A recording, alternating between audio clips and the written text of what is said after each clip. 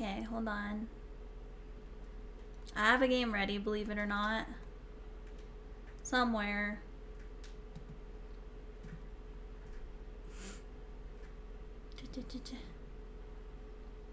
It's loading. It's still loading. There we go.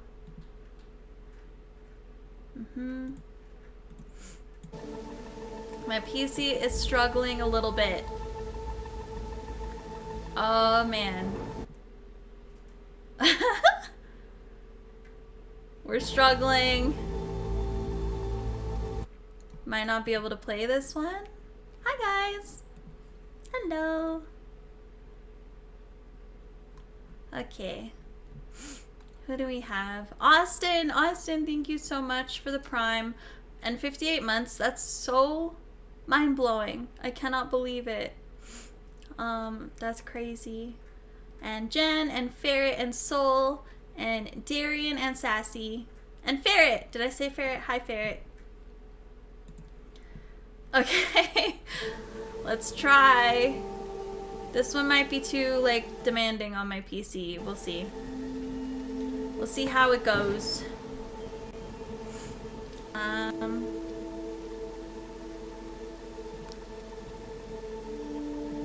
This is called Detective Rainy Night, and it looked good. So that's what we're doing. I wanted to try the chat box one. The Arrival. Ooh. That's cool. Let me lower this a little bit. Okay. To interact, place the pointer over objects. If you can interact, a new way. Okay. I recommend that you use a notebook to write down. No! I don't have one. I have my laptop though. Okay. I'll put that right here.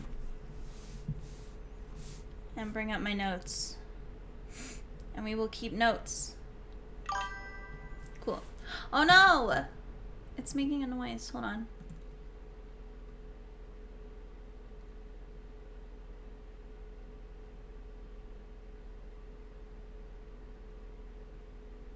There's no way I can't mute the chat thing. Right?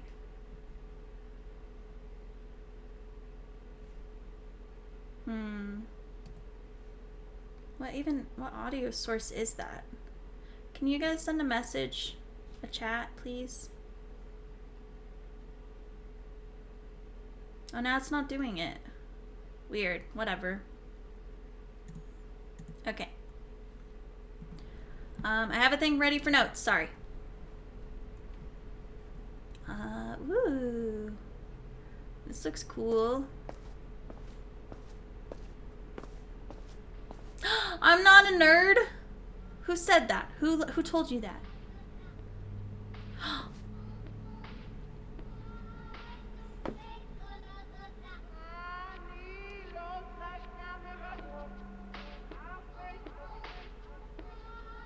Uh-huh.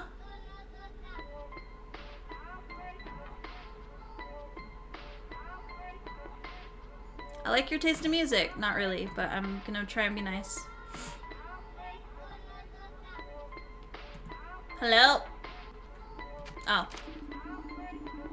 It's right-click to interact. I didn't bother to read. I assumed it was left-click. Simple observation. Wow. Wow. Whoops. Okay. I made chat closer to the side of the screen, then I can look at it. Good evening. Do you have any rooms available? It's still right-click. It's an odd choice. I need to refresh my thing. Good evening, sir. Yes, we have a few rooms available. I would like to stay for the night. How much does it cost? £30 per night, but if you book more than one night, it's $25 per night. It's quite a deal. That's a nice discount, but I will only stay for tonight. Thank you. You don't look well. A rough day? A tiring day. I've been driving for many hours.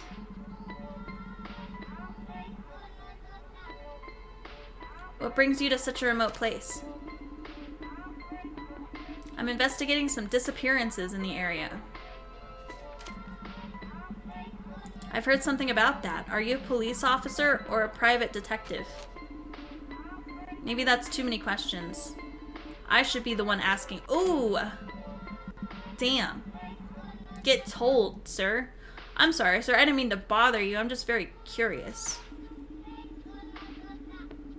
Curiosity is suspicious. Don't worry, haha. I was joking. I'm a police officer, but for now, you're not a suspect. I'm glad to hear that, haha. Here is your key. Room number 18. I need your name and ID number. The music is reminding me of Hong Kong 97. If you know, you know. I do not know. My name is Iker Carmona, and my ID, blah, blah, blah. ID number is that. I'm not reading all that. All set. Thank you very much, sir. Have a good night. By the way, my name is Marcos. If you need anything, I'll be here all night. Also, don't go out at night. There are many wild animals in this area and also a lot of superstitions. Marcos seems like a cool guy.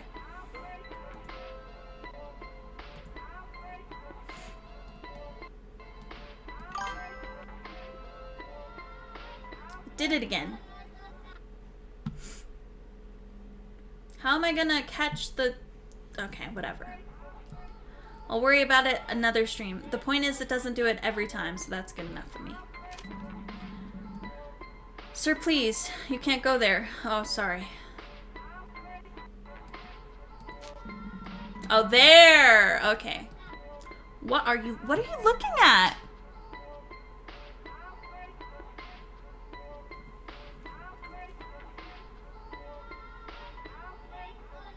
Okay, I didn't see anything. That's none of my business.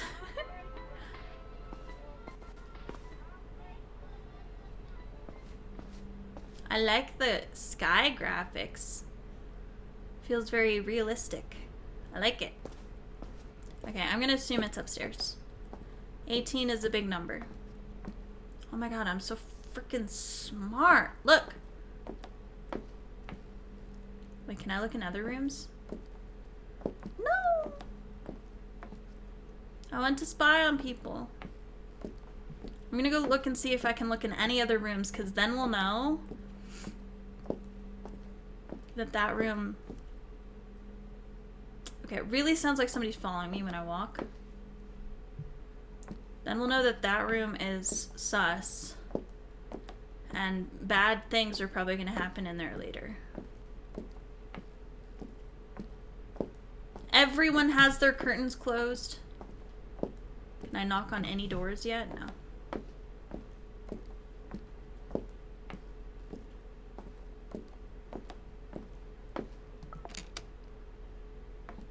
Leave your things on the table.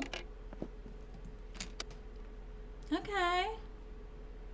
Alright, not too bad. It's, you know, it's quaint.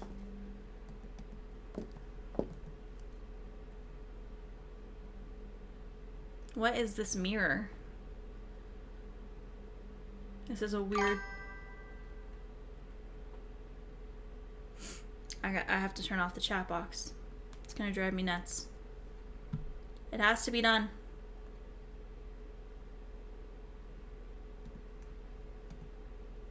Like what? There's gotta be... There's no thing. Whatever. I'll figure out a silent chat box later.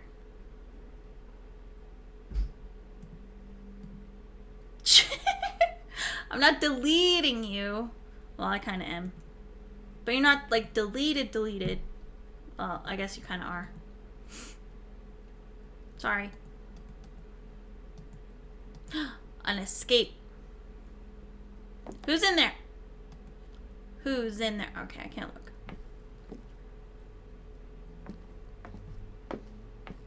Hi, Chill. How are you? Darian, hi. I don't think I said hi to you when you got here, Darian.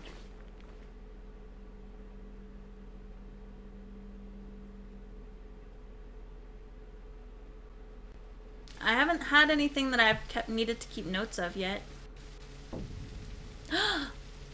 Ooh.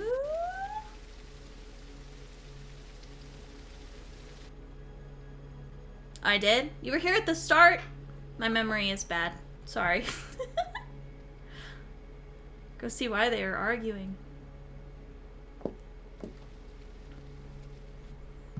You know, the twist in all of these horror games is that you're a vampire. No reflection. All of them. And it's never addressed either. It's just a secret twist that you can figure out if you're paying attention. I can't bring my keys? Seems like a bad idea, but alright. Ooh, it's all rainy. Oh.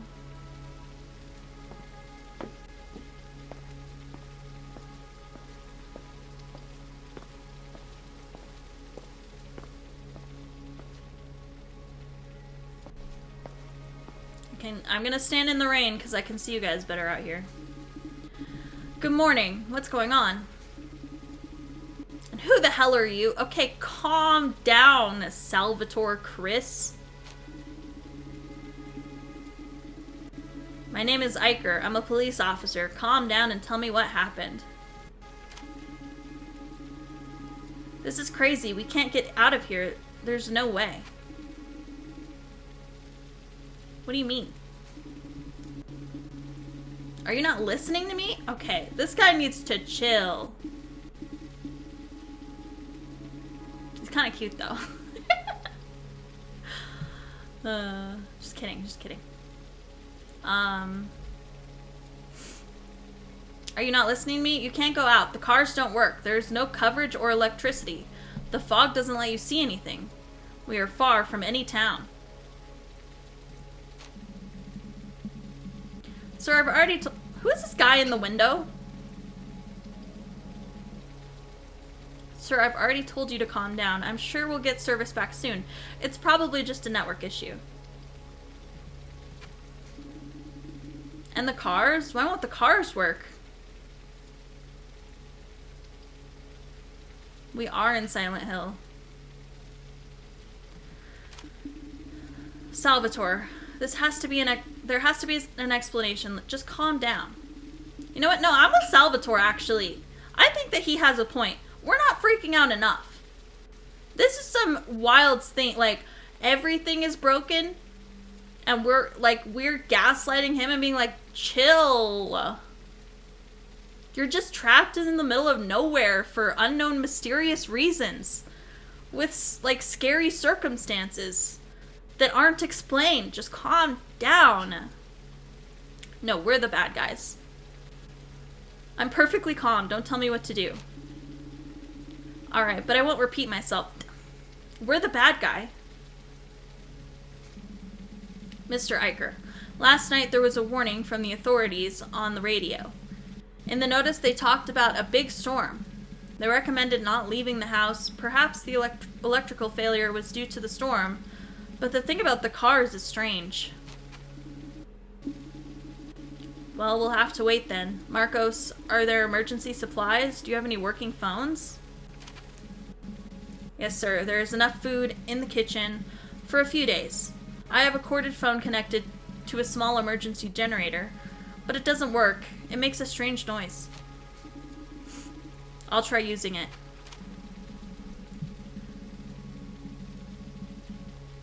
He's in the office, sir. You might as well ask all the motel guests. Who's in the office? Take a chill pill, Salvatore. Sassy, no!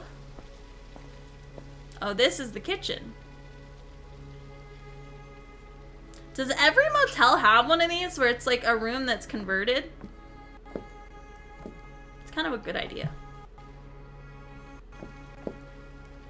My footsteps are behind me. It's freaking me out.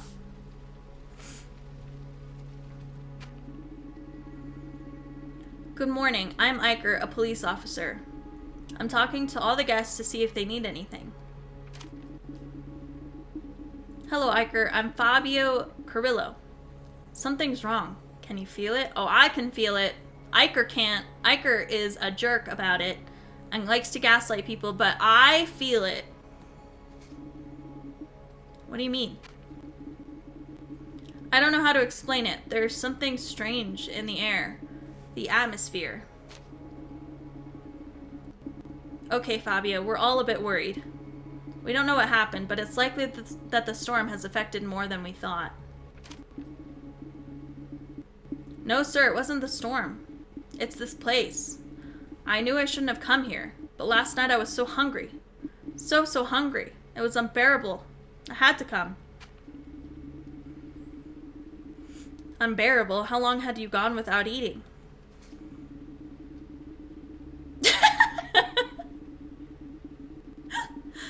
I had eaten a couple of hours. Oh, I thought it was like a joke. Like he just like was being dramatic about hunger. I had eaten a couple of hours earlier. It was when I got close to this place that my hunger started to grow. Fabio, we don't know how long we're going to be isolated in this motel. We should ration the food and water. Don't worry, sir. I won't touch the food. You can trust me. Once I arrived, the hunger disappeared. If you feel that strong hunger again, let me know. I wouldn't want to have to lock up the kitchen. One more thing. What did you mean when you said you shouldn't have come to this place? Because people are trapped here, Iker? This guy, man.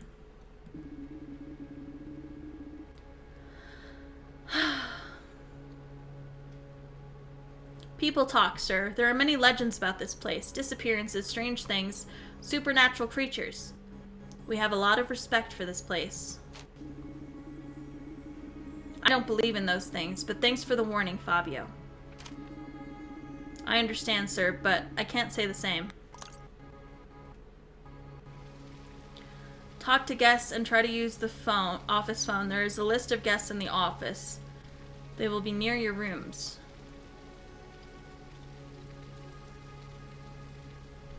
Okay, Salvatore is kind of cute. I haven't really found anything I need to write down yet. Maybe I should have made note of who's in what room, but I don't think they've said.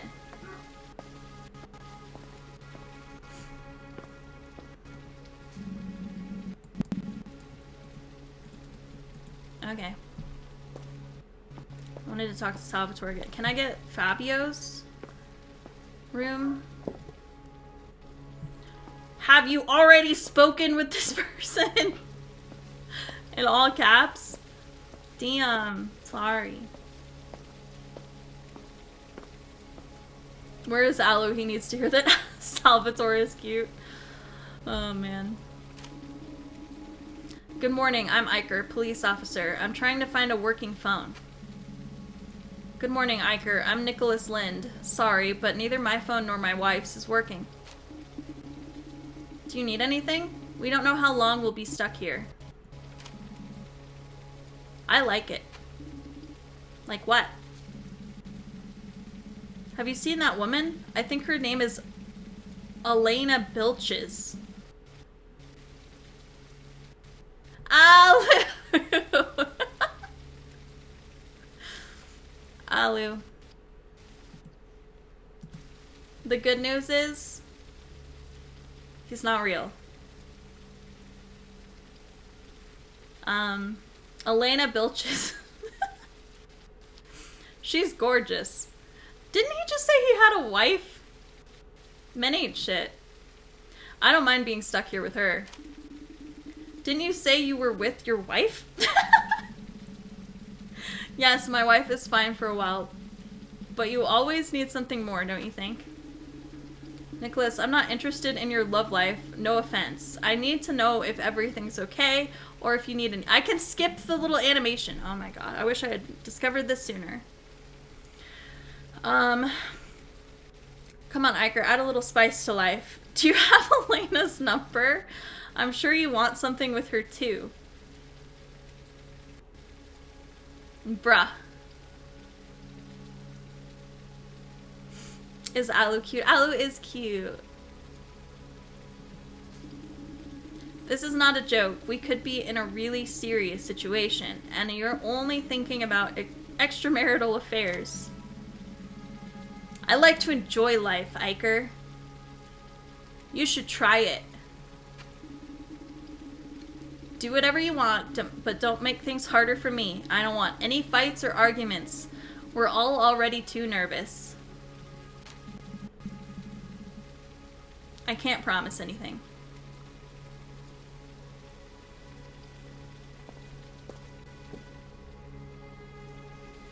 I'm gonna tell your wife. I'm gonna tell her. I don't like your attitude. I don't like his attitude.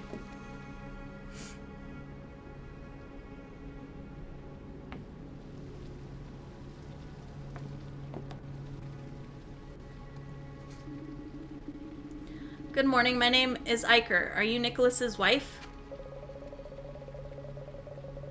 Good morning for you, maybe. Yes, unfortunately, I am the wife of that idiot. My name is Maria Ribes? I don't know how that's pronounced. I don't think it's a good time to talk. Neither now nor ever will be a good time, so start talking or leave. I don't care. You know what, Maria? I get why you are so mean and angry. I would be if I was married to that guy too. Maybe you should have made better choices in life. Calm down. I'm here to help. What the hell do you want? Okay, Maria, tone it down. I wasn't out there talking about Elena Bilches, okay? It wasn't me. Your husband told me your phones aren't working, is that right? If my husband already told you, why are you asking me again? No, the phones aren't working. Neither the car, nor the lights. This is a damn mess. I understand you're upset, but it's not my fault. You know what? I'm on Nicholas's side now. She kinda sucks. I'm kidding. Iker, why don't you go bother someone else? I'm not in the mood for questions. Alright, Maria, I'll come back later. Maybe she overheard the conversation. But if she did, she should hear that I was on her side. And she should be nice to me. Let's go find Elena Bilches and tell her to steer clear. Are you Elena? Good morning. Sorry to bother you. My name is Iker. Yep, this is Elena. Hello, Iker. I'm Elena Bilches. I hope you have a good reason for bothering me. Man! Everybody's mean. Are you busy? I'm just asking around to see if anyone has cell signal or needs anything. I'm not busy. I'm annoyed. In 1 hour, I should be closing an important deal, and instead, I'm stuck here. And no, I don't have any signal. I understand, Elena. We all want to get on with our lives, but it's not possible. Do you need anything? I'm asking all the guests because we don't know how long we'll be stuck here. Are you a philanthropist or something? Let's just say my job requires me to help people. I'm a police officer. See, I see. Iker the cop. Can you get me out of here? If I don't make it to the meeting, I'll lose a good deal. Obviously not. Alright, how much? How much what? Who am I romancing in this playthrough? I don't know. I'm keeping my options open. How much money will it take for you to change your mind? Bribing a law enforcement officer is a crime. I'll pretend I didn't hear that. Wow, the one honest cop, and I get locked in with him. Should I make... Why did you rent a room with 2 beds? See, I was like, maybe I'll make note of their rooms, but... I don't really know whose room is whose.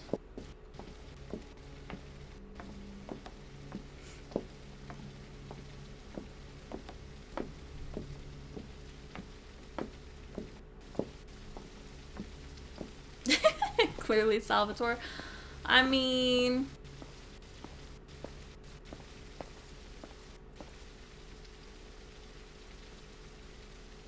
He's just got that, like... I don't know. That dead, emotionless stare that really gets me going, you know? I'm kidding, for the record. It says I can interact with this, and yet I click and nothing happens.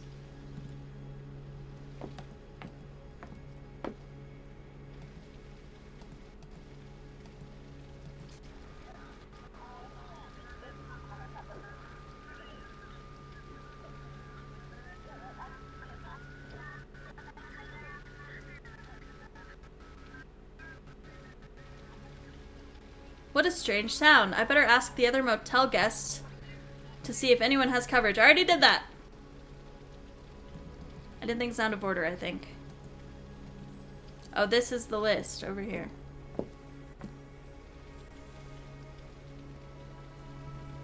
Okay, now I can make note of their rooms. Maria and... Wait, they have different last names, but they're married. Weird. Maria and Nicholas are in room 02. This is probably useless, but they told me to write stuff down.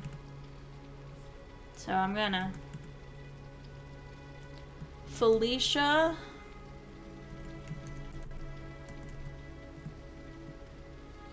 Is room 4.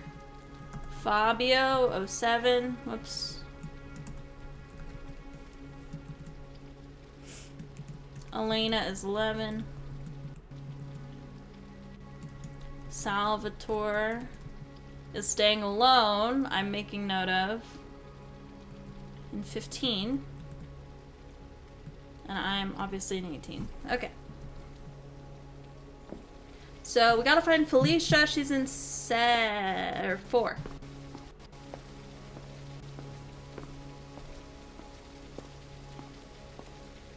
Oh, hello. I did not see you here.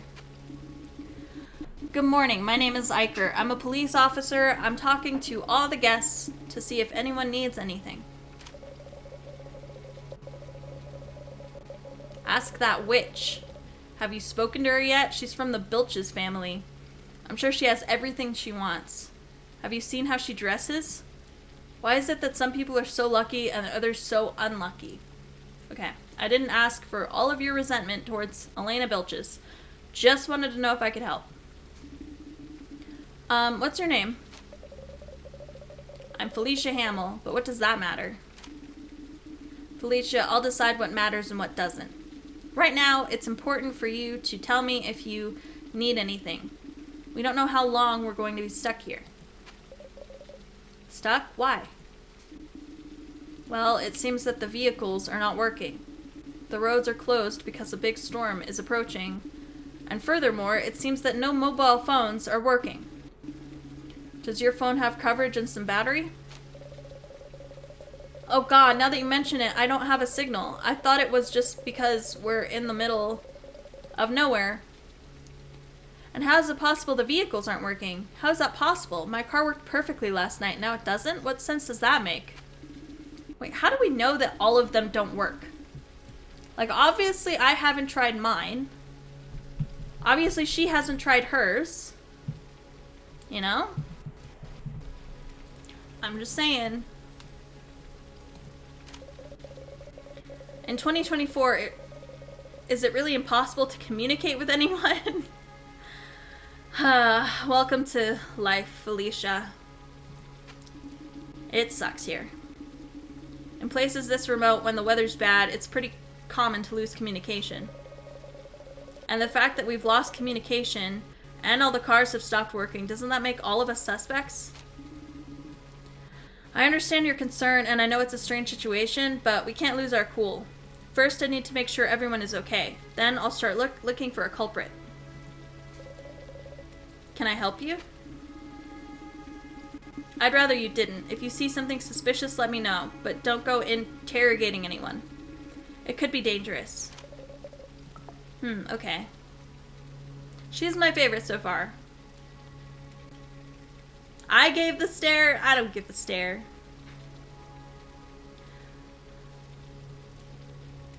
No wonder they can't call anyone and they are all a year behind. Oh, Yeah, they time traveled. Wait, your messages keep failing? Oh no!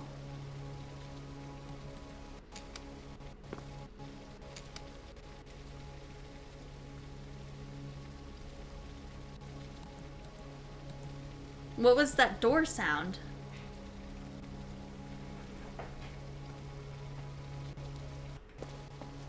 Okay, talk again to Marcos.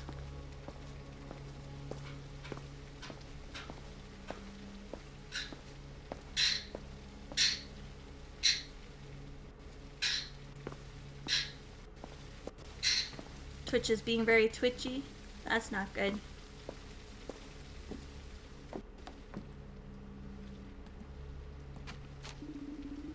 I spoke with all the guests and no one's phone is working. Any idea why? I don't know what we can do, Mr. Eicher. I suppose we just have to wait until the outage is fixed. Still, the fact that the vehicles aren't working is strange. Haven't you seen anyone suspicious? This seems deliberate. Is that a bloodthirsty bird? It just so happens to be. No, sir. While I was in the office, I haven't seen anyone other than the guests. Aw, sassy! All I did was delete the chat widget from my stream. My OBS, I should clarify. No, sir. While I was in the office, I haven't seen anyone other than the guests.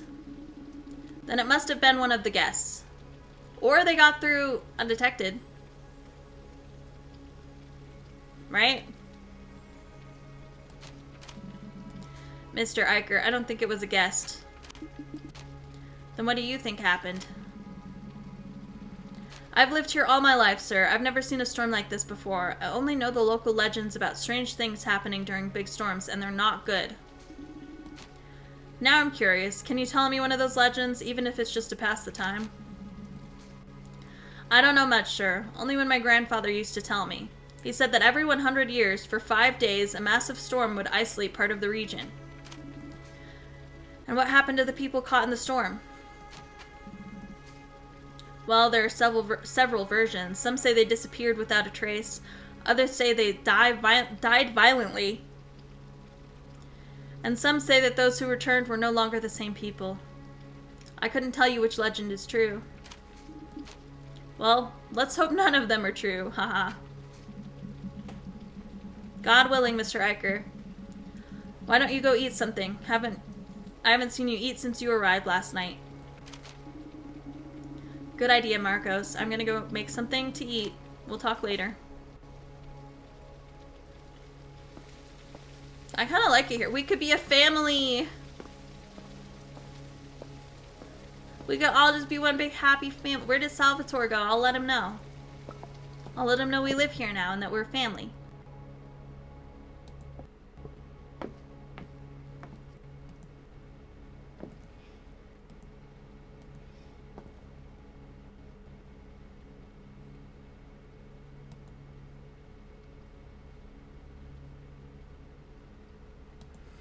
Okay, apparently I want nothing for refrigerated.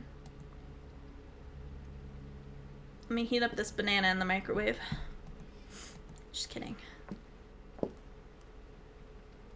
Wait, what does that say? Need milk to do. Somebody wrote to do on the center of a sticky note and put it up.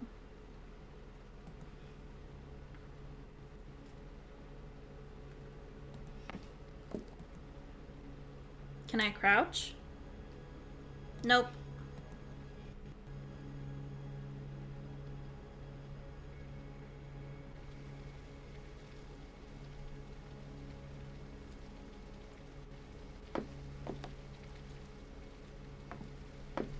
What the heck?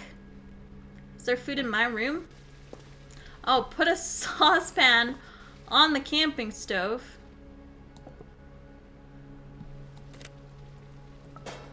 Maybe I should try reading. Reading is good for you, I've heard.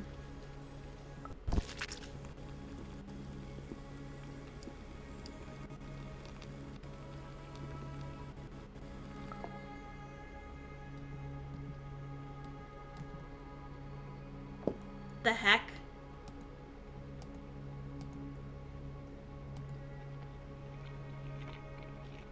Yummy food. Appetizing. I bet this is Salvatore's car. It's a cool car.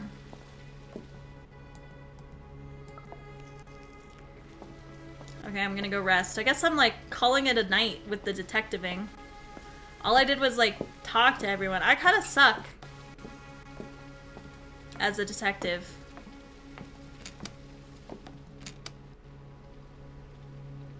Oh. We cooking for Sal? No, I don't know where he went. A cutscene. Day 1 sunset. Okay, I'm coming. Salvatore got my hints. Hello, Felicia. No need to knock so hard on the door. What's going on? Iker, something has happened. What do you mean? The receptionist, Marcos, has locked himself in the office storeroom and he won't come out. He's having a panic attack. Really? I'll go talk to him. But that's not all. Oh my god, I was right. I'm like very smart. I'm like kind of a genius. Salvatore's car, the nice blue one at the entrance, is wrecked. What do you mean by wrecked? What's wrong with the car? Wake up, biker. It's wrecked. It's like something really big stepped on it. Didn't you hear the crash? Salvatore's furious. I better go comfort him. I better go see what happened.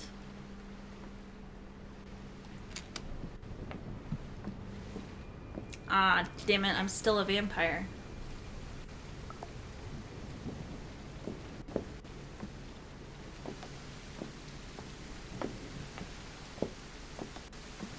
Whoa. That looks like a big animal slashed it. Okay, he had to see it. I don't care about Marcos. I'm gonna go talk to this guy who was standing here the whole time. Never mind.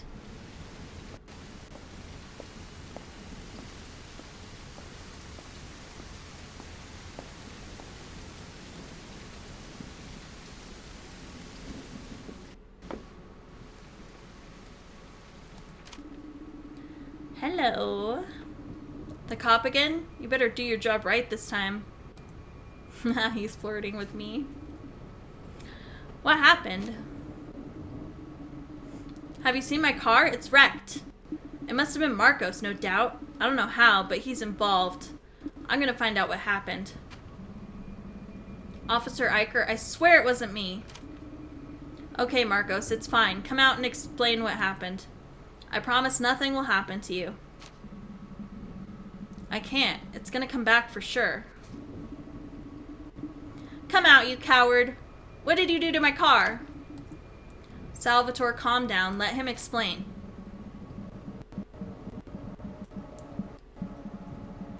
Oh no, Ferret. Thank you for letting me know. I chose such a bad day to stream. My bad. I don't really know what I saw. It was like a dark shadow. It moved really fast. It jumped on the car and disappeared. What nonsense are you talking about?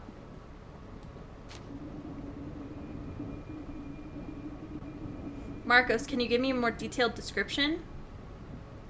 What you're saying sounds strange. I honestly, read that out loud without, absorbing what it was.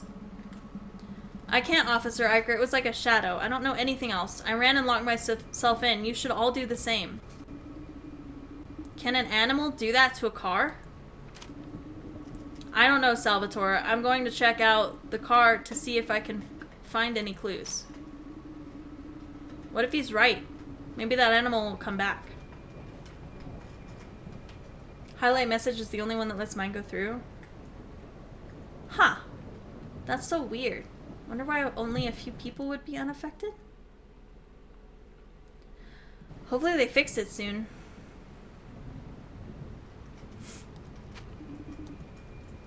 It's more likely that whatever it is, it's more scared of us than... No, that's not true. Why would you say that? That's a stupid thing to say. I doubt it'll come back. I sure hope so. Okay, talk to you later. Oh, hey! It's working!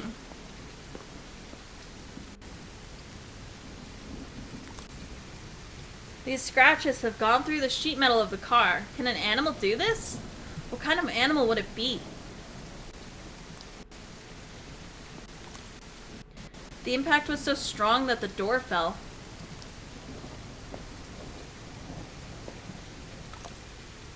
A dirty piece of cloth. It would be strange for an animal to wear clothes.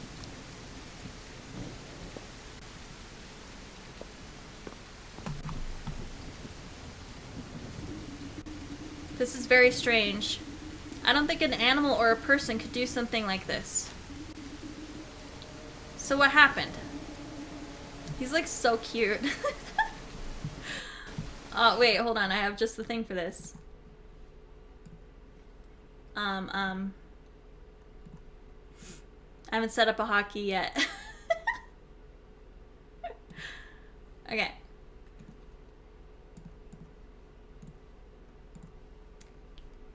I have no idea.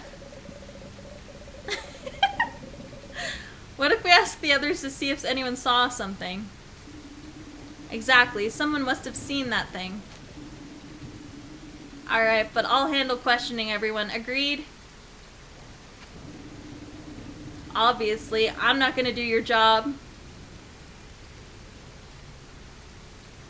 He gets me.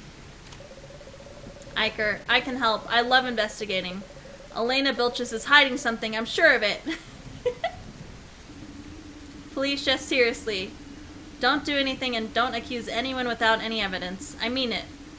I need to figure out what happened. You could use a notebook to write things down and solve the case. That's what I'm going to do, don't worry. Alright, partner. I'll be around keeping an eye on things. No!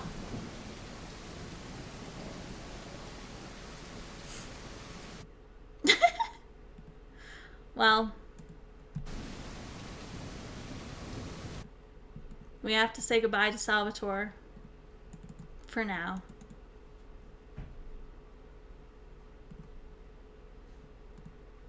And my heart eyes.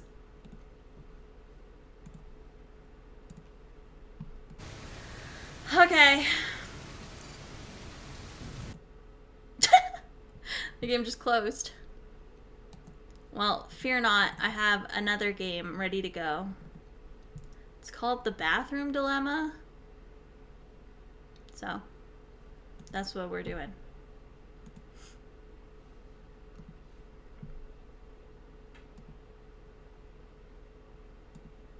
Ah, fair. I just saw your Discord message. I'm sorry.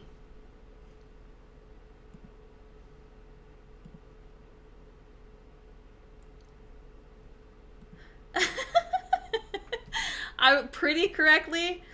How was I supposed to be pronouncing it? What was the complete correct way to say it? Why isn't this game launching?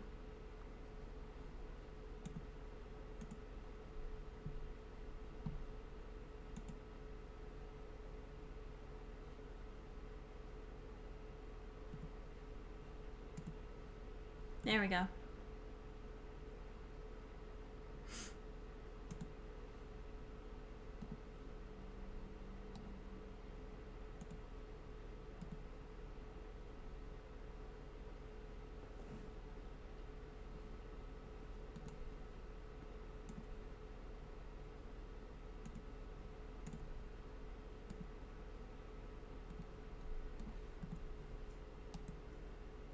Well. It's a black screen. Okay, maybe we're not playing in the bathroom dilemma.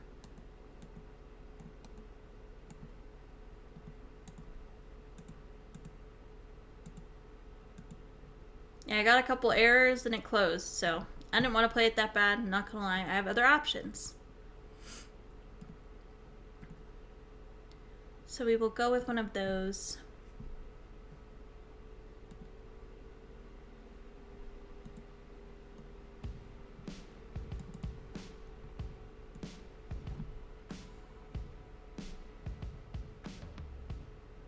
I'm pronouncing it correctly for a white person. Nice.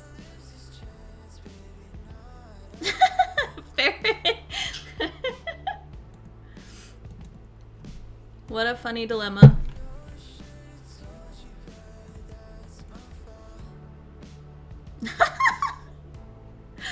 Oh my god, sassy. Okay. This one started up right away. It bodes well.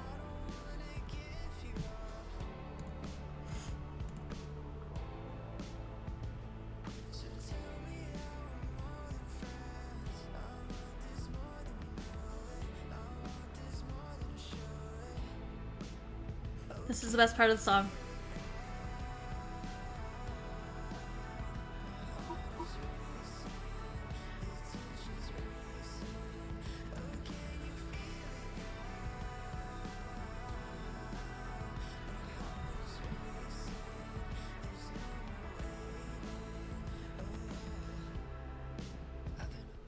Okay. The man you see. Dorian Vale, 27 years old, a few months ago. A traumatic event occurred with his partner. He felt he had to make a change, moving into a distant town, starting a new life.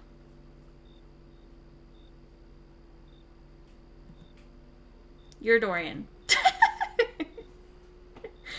2013, 8th of August. 8:02 p.m. Man, that event with my partner really changed me. I just need a new life in this new town. I hope that nothing scary happens and ruins my life that I'm trying to have in this new town.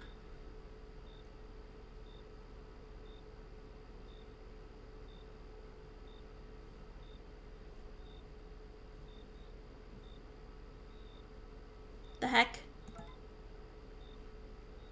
And X, I know you miss me, loser. Damn. Wait, why am I trying to like tab out to read that?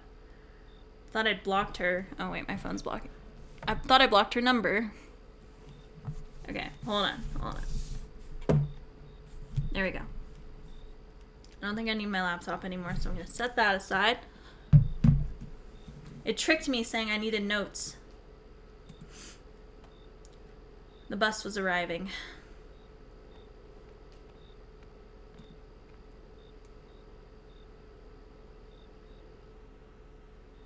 Well, the drunk man is here, that's right.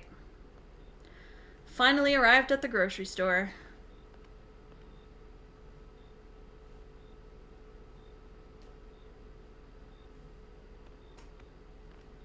Oh, I can't walk up to the strange red light car? Okay.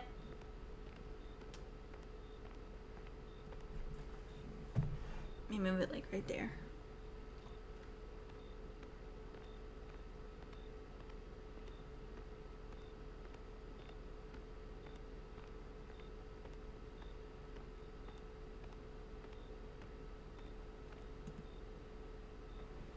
Hey, kid.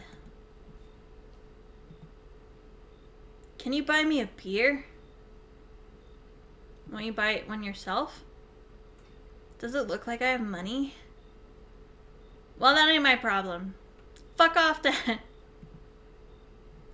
Okay, we're making friends in our new town. How wholesome.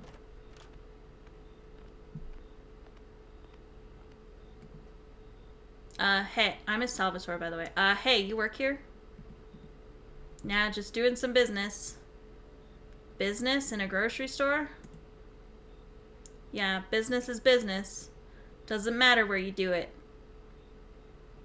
What kind of business? Just good old business. That's supposed to mean something?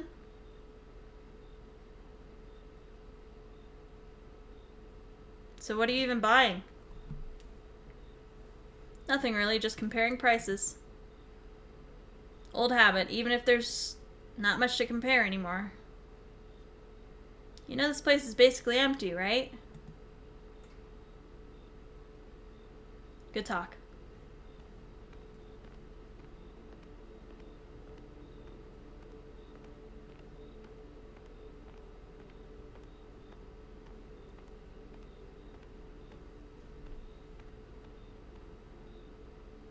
The sound is here. Right here. Or maybe right here. This is where it is, though.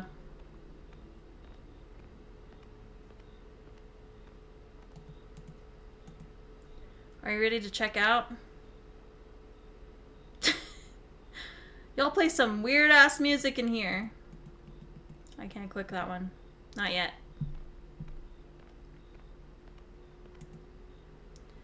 Old lady, you look just like him. Excuse me?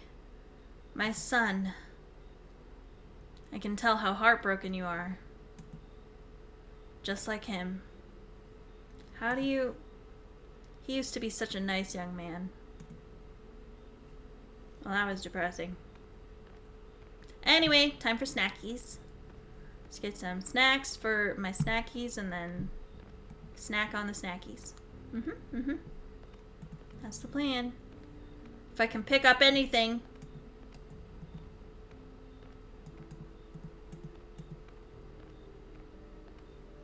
Okay.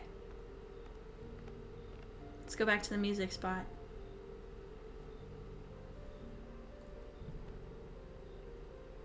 Kinda nice. I'll slip a suitable Salvatore into your stocking. Thank you.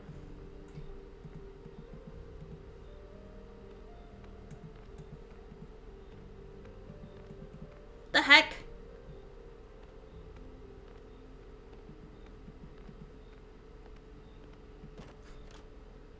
Didn't expect that to open.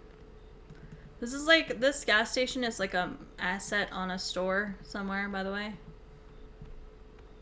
I've played many a game in this gas station.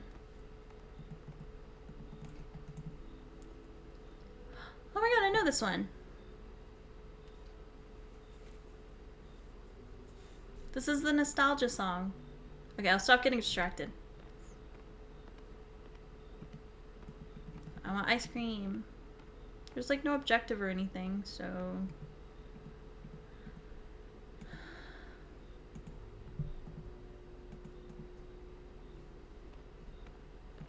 Oh. My bad. Okay, got cereal.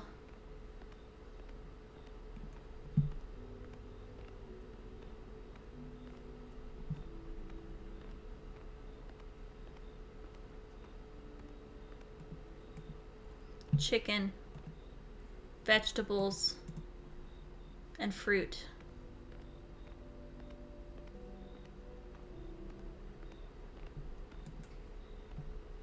Rice, milk. Where's the bread? Bread. Bread! Oh, I see the bread sparkling. I wish my bread sparkled. Are you ready to check out? Yep. Alright. That'll be $38.42. Holy crap. Sorry, Ferret. My bad. Yeah, where's the bathroom here? Back of the store behind you. Thanks. Oh, okay, I guess I'm just leaving my stuff on the counter.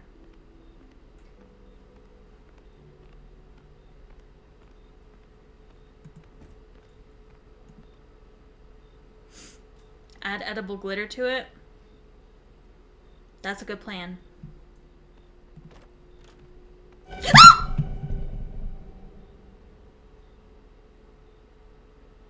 What the hell? You scared me. He didn't even say a word. That jerk. Silver, wash your hands. Oh, I'm sorry. I'm just too busy, as Sassy would say.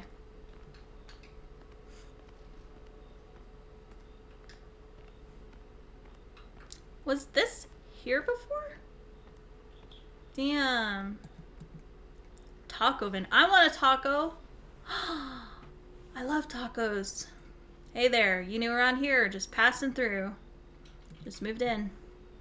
Welcome, welcome. Not many new faces in this town. I think Taco Vendor is our new Salvatore.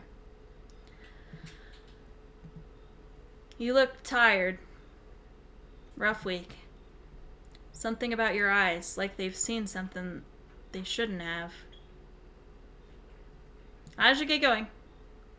You all good, friend? Yeah, why do you ask? Just reminds me of a fellow who came through here last spring. Quiet type, sad eyes. Talked a lot about someone named Anne. What did you just say? I know because you know. And she still knows you. Stop. You can move towns, Dorian. But you can't move away from what's buried. Leave me alone. Hey, what's up behind you? This jerk. I thought we were about to fall in love, but turns out he was just messing with me the whole time.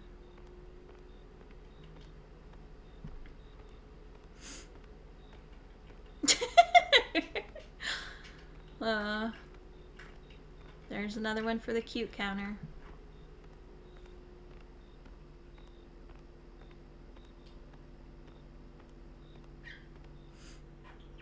Oh.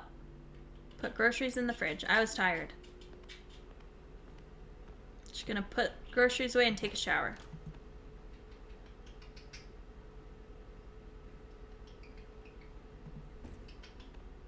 The heck? Had to shower first. Okay. This looks like a room that showering happens in.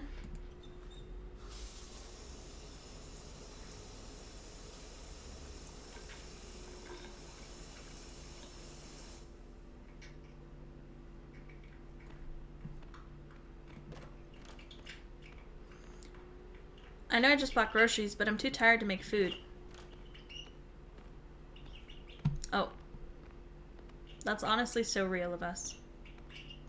Buying groceries and then going home and ordering pizza.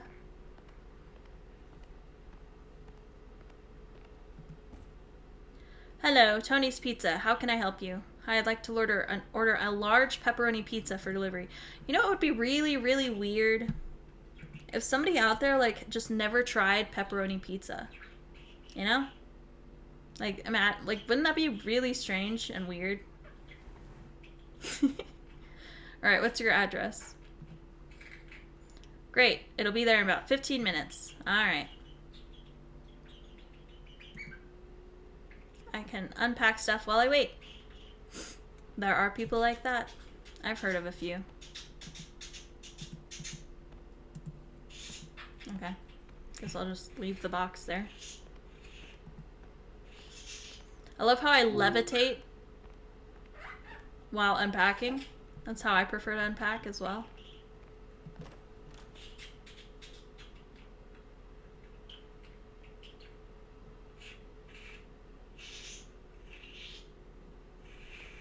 Anyways, you know what you did. Anyway, levitation unpacking. Nice.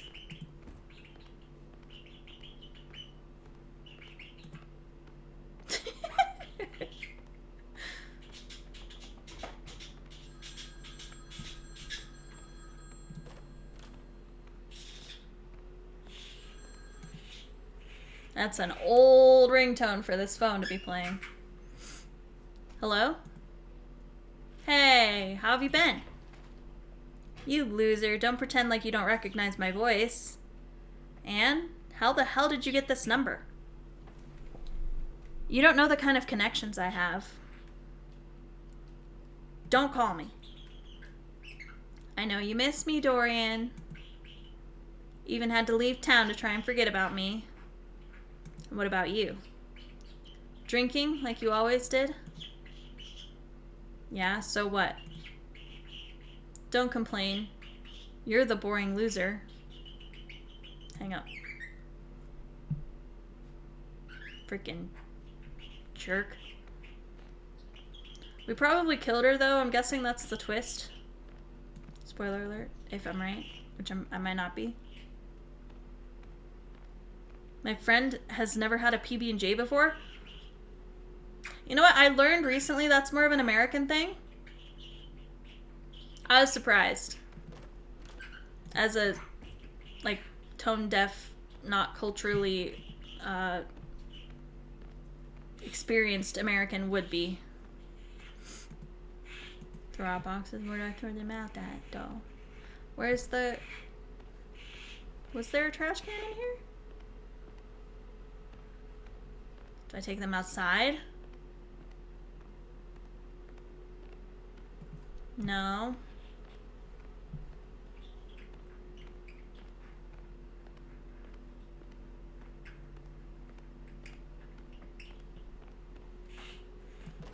Oh, okay.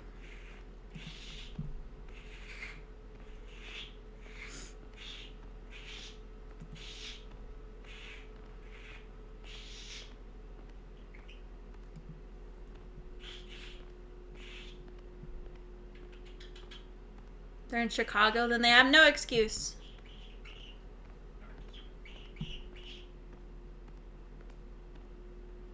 Is that a shadow? Oh, it's a body. Okay. I mean, oh my god! What? Wow! I did not expect that weird, not so subtle hint at the twist to be, like, there.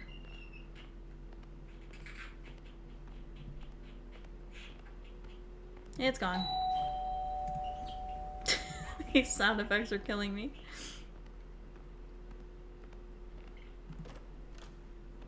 Pizza. Strange, they just left it on the porch. Free pizza.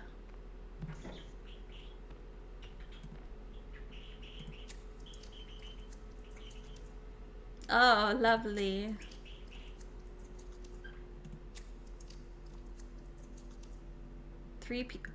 4 pieces? Oh my god!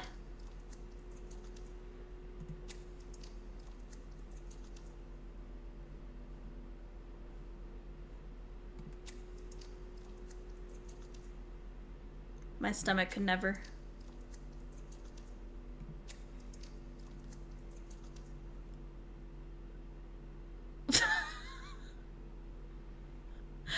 I ate the whole thing by myself.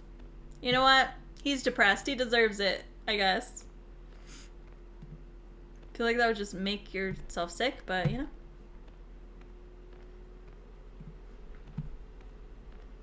Yeah, let's turn the lights all out. Yay. I love that idea in a horror game. Never even been in here before.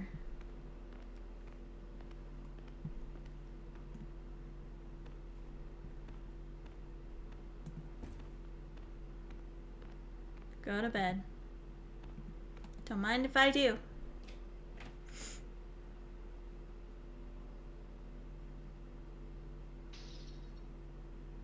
Whole one might make you sick.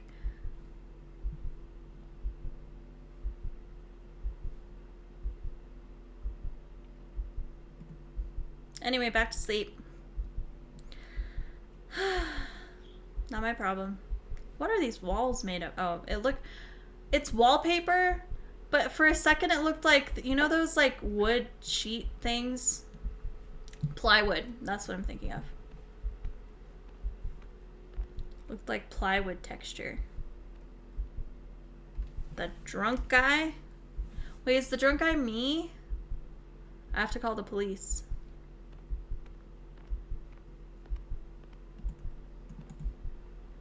This is 911. What's your emergency? Someone broke into my house. Stay calm. We have officers on the way. I should hide.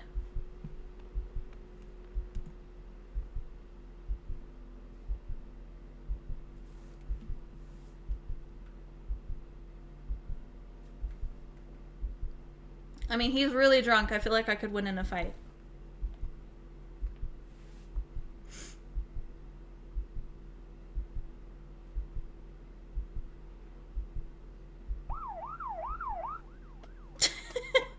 Yeah. Get out of here.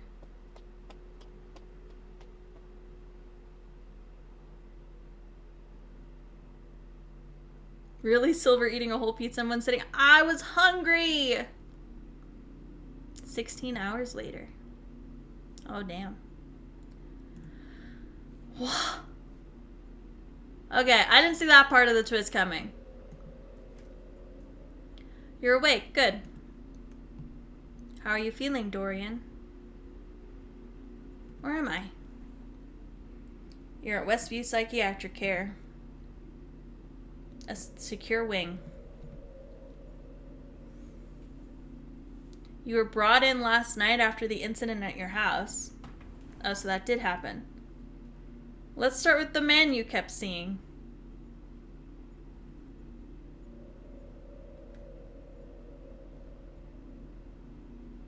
He wasn't real, was he? Not in the physical world. But the fear was real. Fear always is. Now, about her. The one you believed left you. I hurt her, didn't I? You were unwell. You lost control. It doesn't excuse it, but it explains it.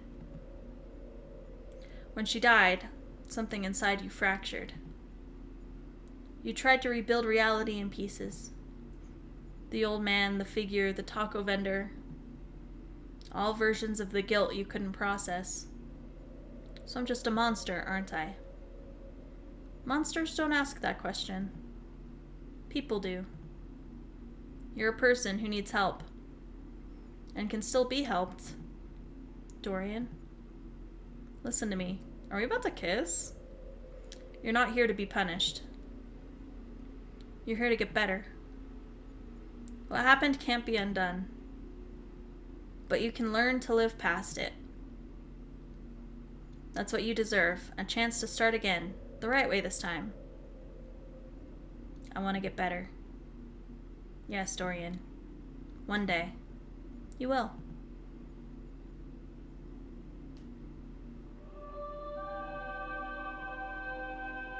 Yay! Okay. Well, that was a cute ending. That was a wholesome ending. This music is something else.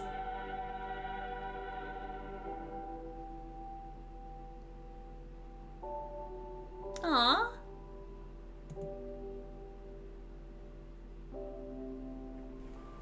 That's cute.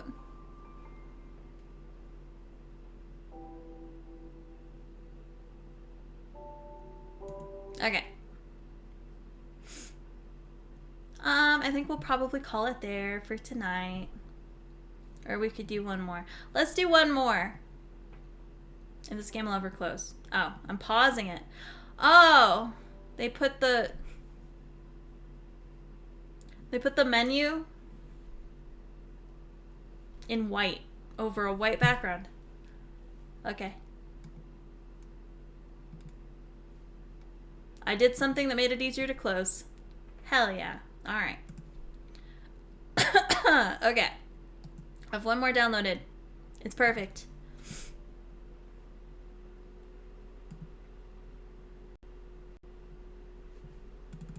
This one is called Fast Delivery.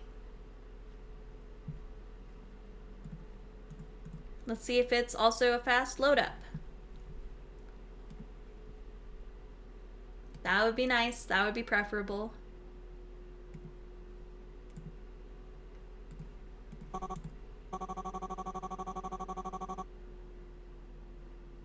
Okay, it was pretty fast. Anyway, the order I placed online has arrived. I need to answer the door for the delivery person. I did not read the first one. I thought I had more time. My bad. What the heck?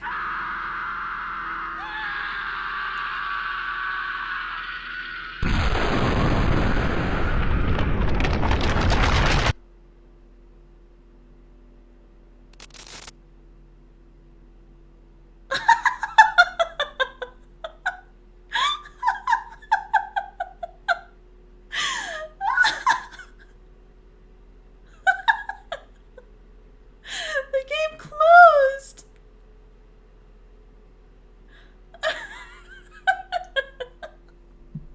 On the Steam page, it said, let me find it. Oh my god. Where'd it go?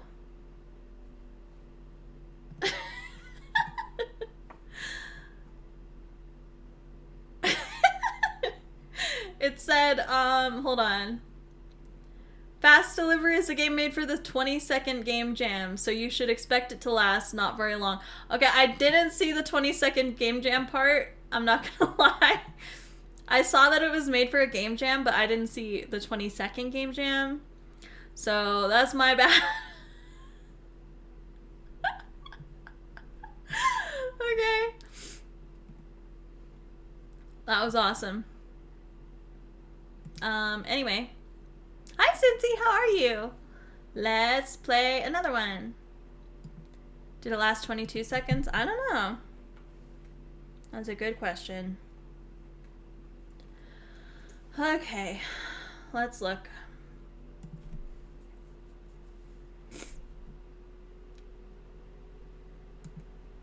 Itch.io had to verify that I'm human. I'm pretty sure I am.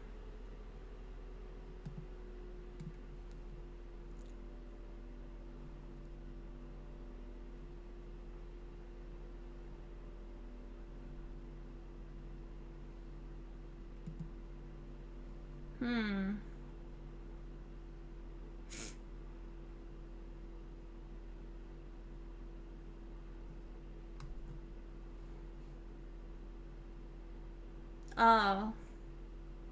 This one cost $1. Ooh, what's this? Prescription love? You may see the doctor now, forever. Is this one of those, like, dating sims that turns into a horror game? I'm so down. I'm so down. I'm so down. Let's do this one. Man, ew. Thought you were a cat or... Wait, I can be a cat. If you want me to be a cat, I'll be a cat. Ferret, you gave me an excuse. Hold on. Actually, these are my fox ears, but, you know, they'll get the job done.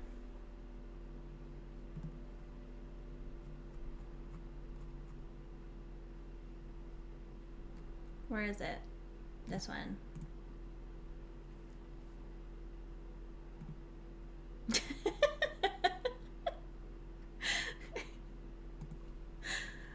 Yes, I'm really doing this. Hold on.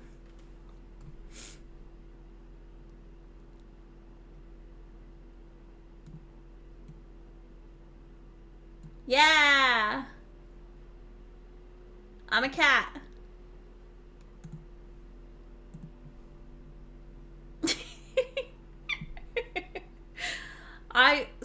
I made the preset last night for Among Us, the Silver Fox one, and I fell in love with the ears. They're so fun.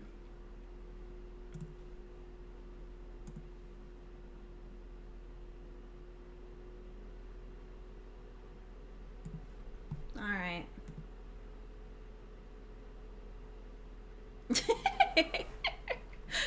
Oh, man. Oh, wait, I should take the bow off for now. Hold on.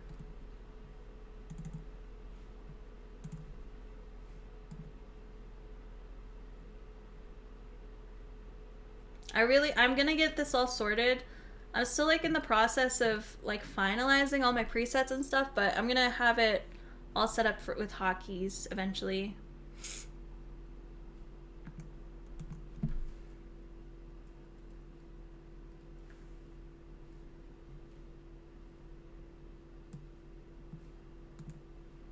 Okay. There we go. Okay. There, I'm not a dirty human anymore. I am a innocent cat that can do no wrong. Meow wow. I love that. Alright. Game is launching.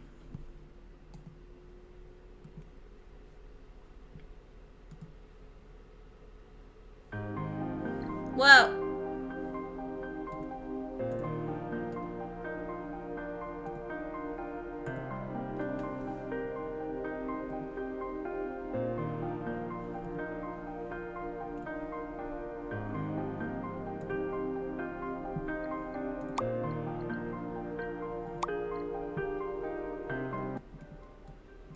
That's more my preferred volume for music.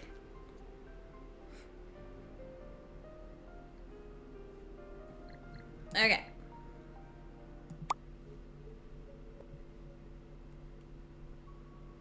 Nah. A sharp, blinding light pierces through my eyelids as I slowly open my eyes. My limbs feel heavy and unresponsive.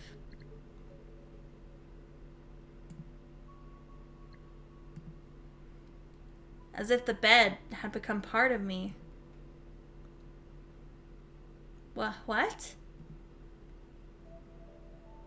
I squint, trying to make sense of my surroundings, but everything is a blur. The sterile smell of disinfectant biting at my nose. The rhythmic beeping of machines fills the room like a metronome. I look around disoriented, my vision slowly coming into focus. Jen. Oh, man. Why do you guys allow me to, like, pick my own stream games and stuff? I probably shouldn't be allowed to make these decisions. I'm lying in a bed covered in crisp white sheets. There's something strapped into my arm. An IV line? What's this doing in my arm? As I come to, there's a deep, throbbing ache in my head that feels like it's about to split my skull from the inside. Why am I... My thoughts are fragmented, disjointed, like pieces of puzzles scattered in every direction. My chest tightens as the realization hits me. I can't remember anything. What happened to me? Why can't I remember anything? I close my eyes, hoping for some fragment of memory to return. Oh, hydrate. I got you.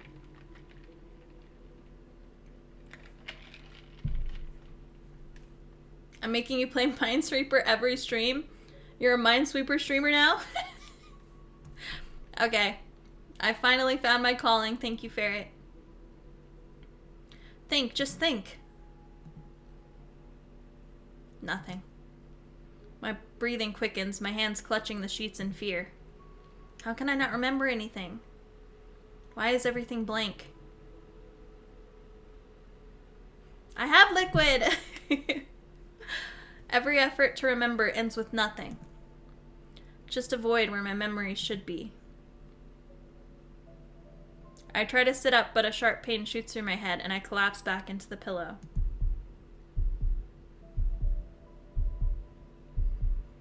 My heart pounding in my ears, drowning out the faint beeping of the machines. I feel my anxiety threatening to swallow me whole when suddenly, a calm, steady voice cuts through the chaos swirling in my head. Hey, it's okay. His voice was gentle, but there's a firmness to it, pulling me from the brink of panic. I slowly turn my head towards the source of the voice. A tall man stands beside the bed. He's tall, but there's nothing intimidating about him. His hair looks a little messy. Like he's been here for a while. Take a deep breath. Has he been here the entire time? Do you know where you are? I shake my head slowly, feeling tears prick at the corners of my eyes. Everything felt unfamiliar, terrifying. The walls were too bright, too sterile. Hey, it's alright. You're in a hospital. Nothing bad is gonna happen to you here.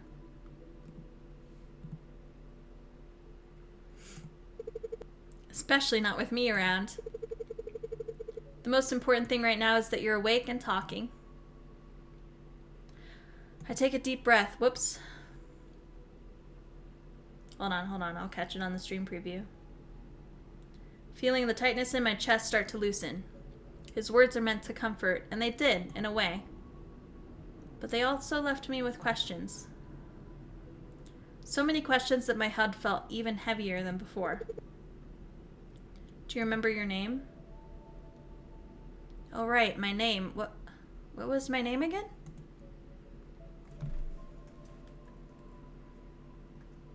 Silver. My name is Silver. Fantastic. That's a very good start. I should introduce myself. I'm Dr. Anselm. Anselm.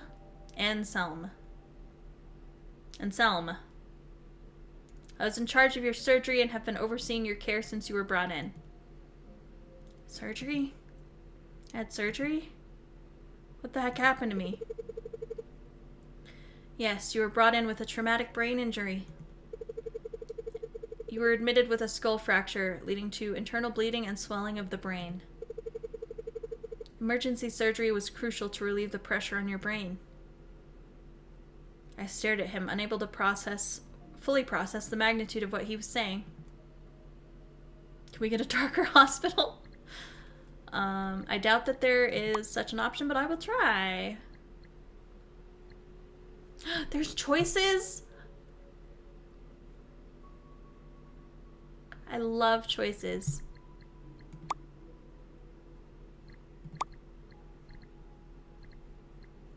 Yeah, no.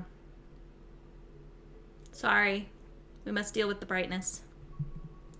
Brain surgery. I had brain surgery? My stomach twists at the thought.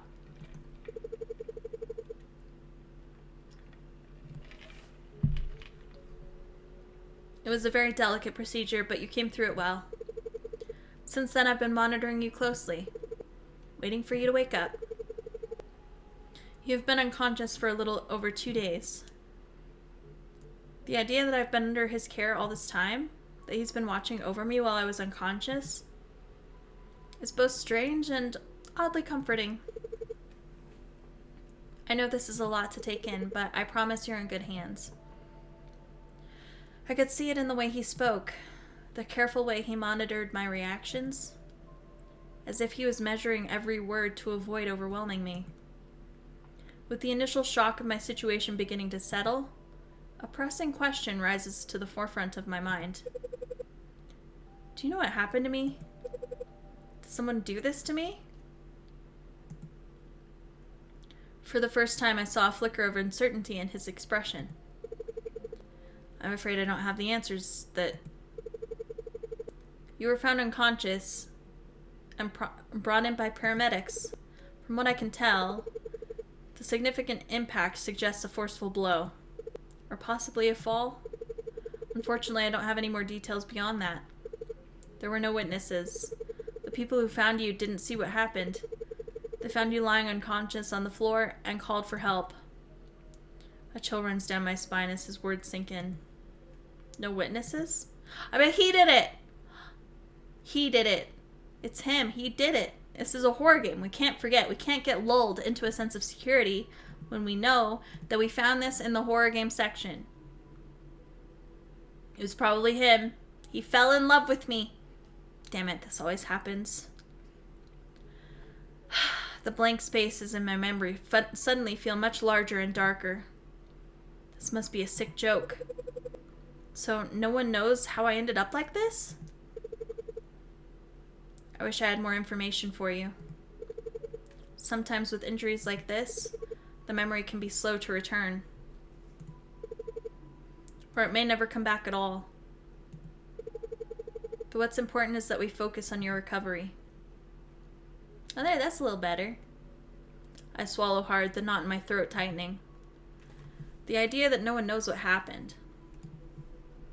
That even I don't know what happened. This is why I don't go to the hospital. I'm just irresistible. Will I ever get justice? Something deep inside of me boils. Frustration, anger, fear. But then I looked at Dr. Anselm. Anselm.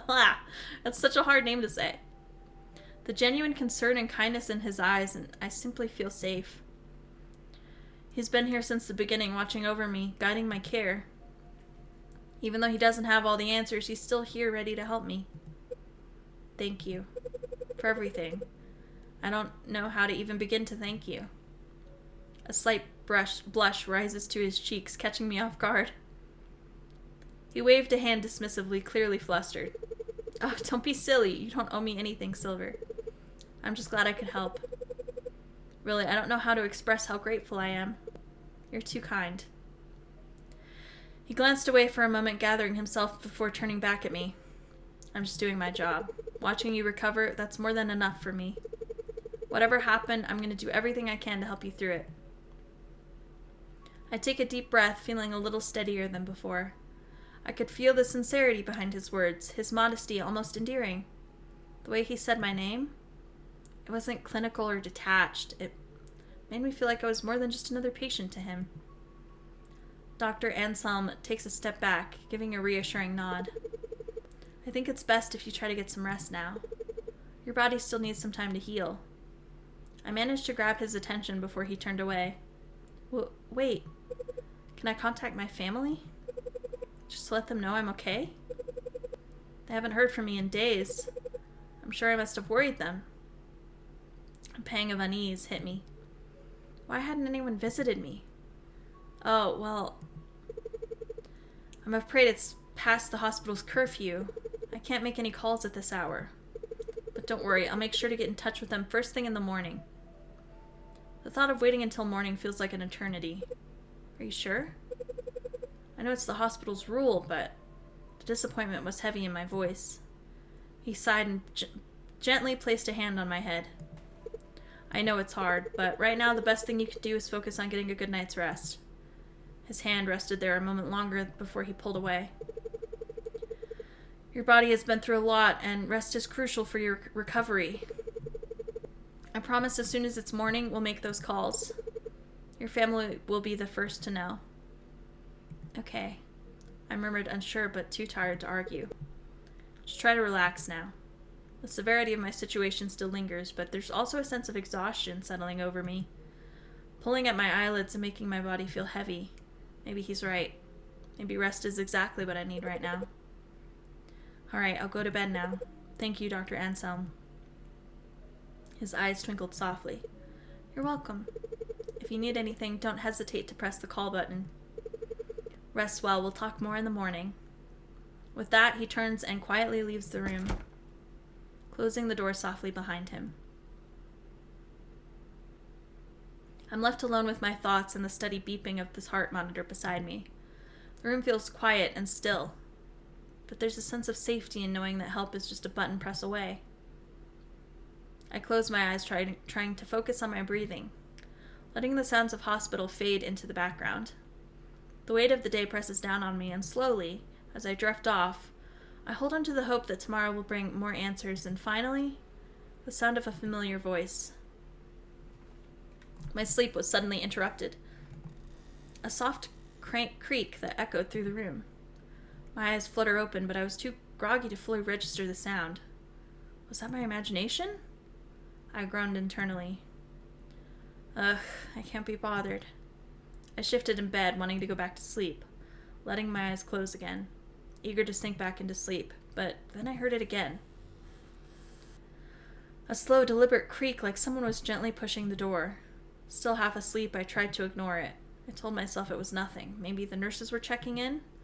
I reasoned, forcing myself to relax. I squeezed my eyes shut and tried to force myself back into sleep, but that sense of unease started to creep in. I couldn't shake the feeling that I wasn't alone. Something didn't feel right. The groggy sigh forced my eyes open again and glanced at the door. That's when I saw them. Oh my god! That's the creepiest thing I've ever seen. Oh my god!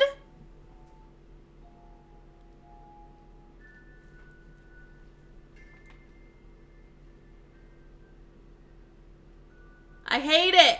A pair of eyes. They were peering at me through the gap in the door. Their eyes almost blending into the shadowy gap, but there was no mistaking them. They were watching me. That's so scary! What would I do in this situation? I wouldn't threaten.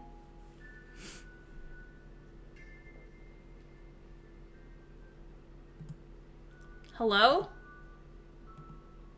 No response. They continued to stare, unblinking, as if they were studying me, waiting for something. I squint, trying to focus on the narrow gap in the door. I can't make sense of what was happening. Was someone actually watching me? Am I imagining things?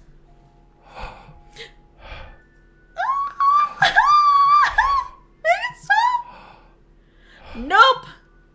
Then, in a moment of clarity, I remembered the call button beside my bed. It was right there within my reach, my lifeline to help. I fumbled for it with trembling hands, my fingers finally finding the button. The instant I pressed it, the eyes vanished.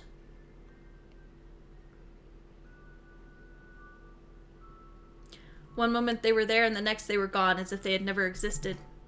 I quickly sat up in bed, staring at the door. The gap was now empty. I listened carefully, and then I heard it. Soft sound of footsteps, light and hurried, moving away down the hall. My pulse quickened, my mind reeling from what had just happened. Within seconds, Dr. Anselm enters the room. I came as fast as I could. I bet it was his eyes! You didn't know this was a scary game, Sassy? Yeah.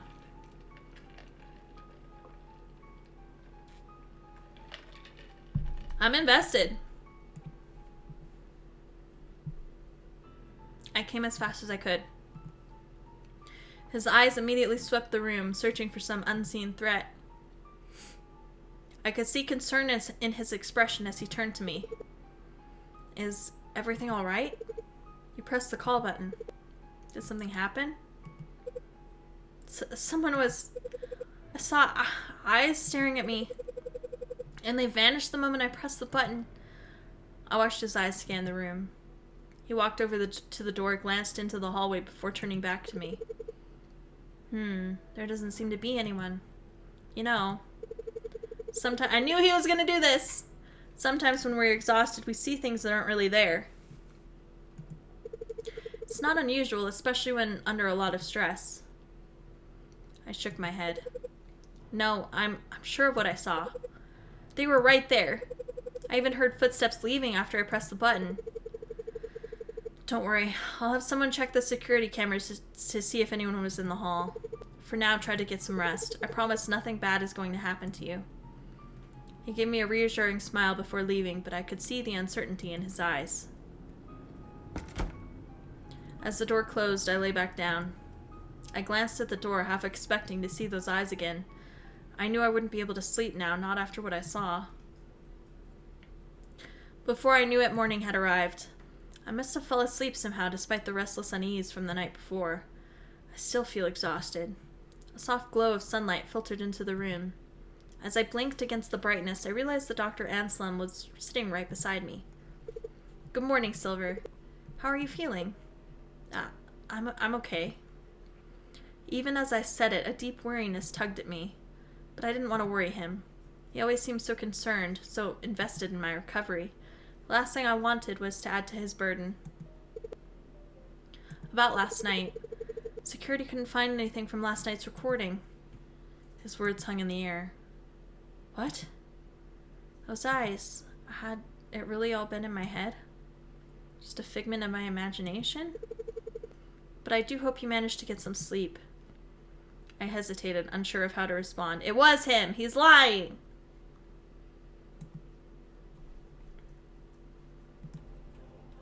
My breath hitched and anger flared in my chest. Are you serious? I snapped, my voice louder, harsher than I meant. Look at his face. I could feel the frustration boiling over, too intense to hold back. There was someone there, Dr. Anselm. I wasn't imagining it. I could feel them watching me. And you're telling me there's no proof? How am I supposed to sleep knowing that creep is still in this building? Dr. Anselm looked sad, like my reaction wounded him somehow. He opened his mouth to say something, but no words came out for a moment, and the silence between us grew thick with tension. I'll talk to them again later. His voice was softer now, as though my anger had deflated him. I promise, I'll dig deeper into this. I don't want you feeling unsafe. He paused, a quiet sadness in his eyes that I couldn't fully understand. You're right. I'll make sure they take a closer look. Trying to focus on something else, I reminded him. Wait, did I read that right? Oh. About the call you promised last night to my family? Of course, I remember. I promised, and I always keep my promises. He reaches into his pocket and pulls out a hospital phone, handing it over to you. Here you go. Let's get that call made. I eagerly take the phone. I dial the familiar numbers and press the phone to my ear. The phone rings once, then twice, and keeps ringing. I wait, holding my breath. But no one answers. Just the persistent sound of the ringtone, and then, finally, hello, no one is available to the take your voicemail. call. Please Seriously? leave a message after the tone. I feel a sinking feeling in my gut as the call goes to the answering machine. He killed my family? Sassy. I lower the phone. I can't hide the disappointment on my face. I don't even try to mask it. No one answered. Dr. Anselm places a comforting hand on my shoulder, grounding me in the present. His touch was warm, comforting. I looked up and his expression mirrored the sadness I felt. I'm sorry. I know how much you wanted to speak with them. Maybe they're busy is all. Don't worry. I sigh, trying to push down the disappointment. Yeah, you're right. I tried to sound convincing, but the emptiness... something. Damn it! The emptiness lingered. Dr. Anselm gently took the phone from me, his fingers something. I know it's not the news you were hoping for, but I have something that might cheer you up. Before I could respond, he stood up, the shift in energy catching me off guard.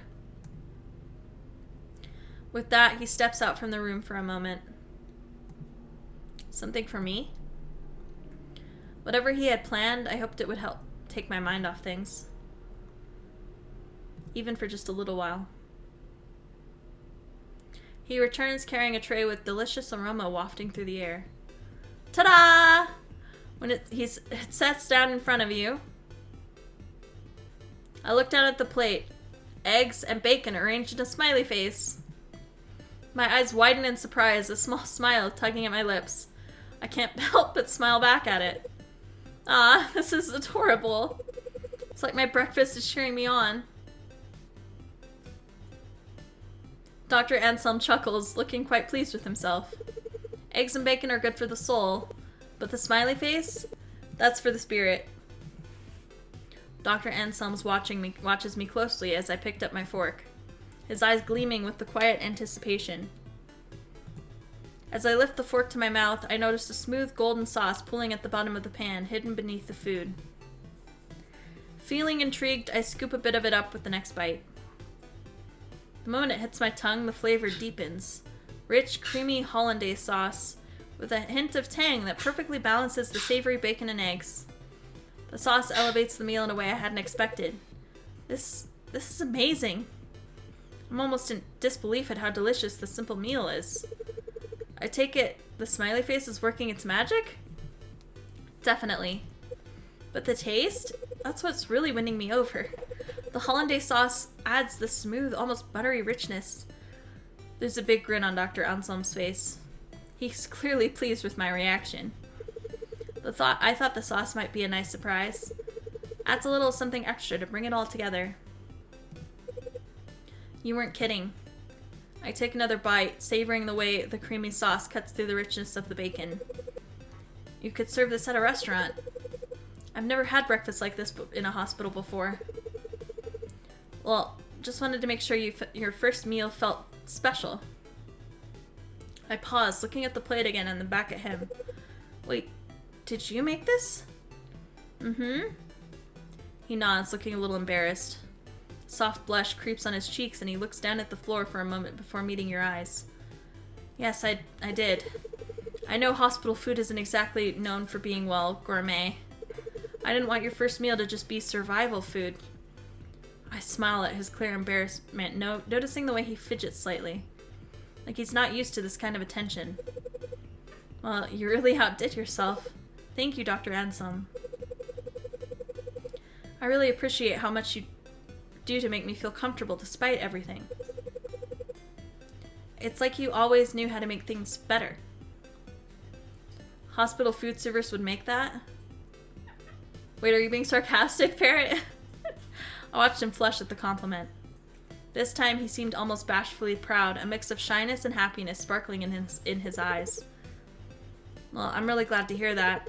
Always make sure you're as comfortable as possible while you're here. Hearing that it's helping, that it makes a difference, means a lot to me. So really, thank you for saying that.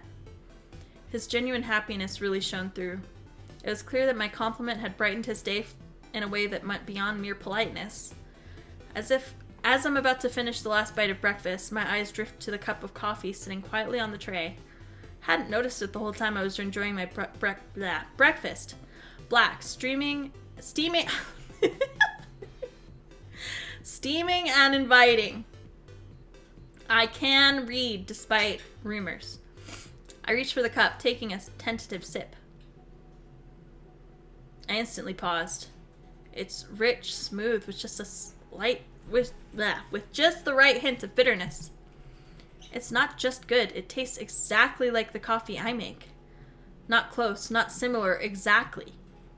Wait, this tastes exactly like the coffee I make every morning.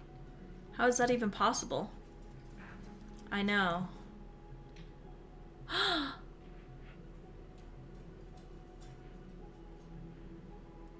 His voice barely above a whisper. So quiet that I almost wonder if I imagined it. He's standing there, his usual calm demeanor in place. But there's something different in the way he watches me. What was that? The words slipping out before I can stop them. He just smiles, a warm, casual smile. Like nothing is out of the ordinary. Oh? Really? I narrowed my eyes, still processing the shock. No one ever gets it right the first time. Not the exact strength of balance of flavors. I take another slow sip, almost searching for a flaw. But there isn't one. This is spot on. Maybe I'm just good at reading people. His tone light, like he's just making conversation. But his words send a shiver down my spine. I can't quite pinpoint why. Either that or you've got some kind of sixth sense. Yeah, that sixth sense is called stalking. It's kind of uncanny. Ugh, coffee people. Yeah, I like coffee, but not like that.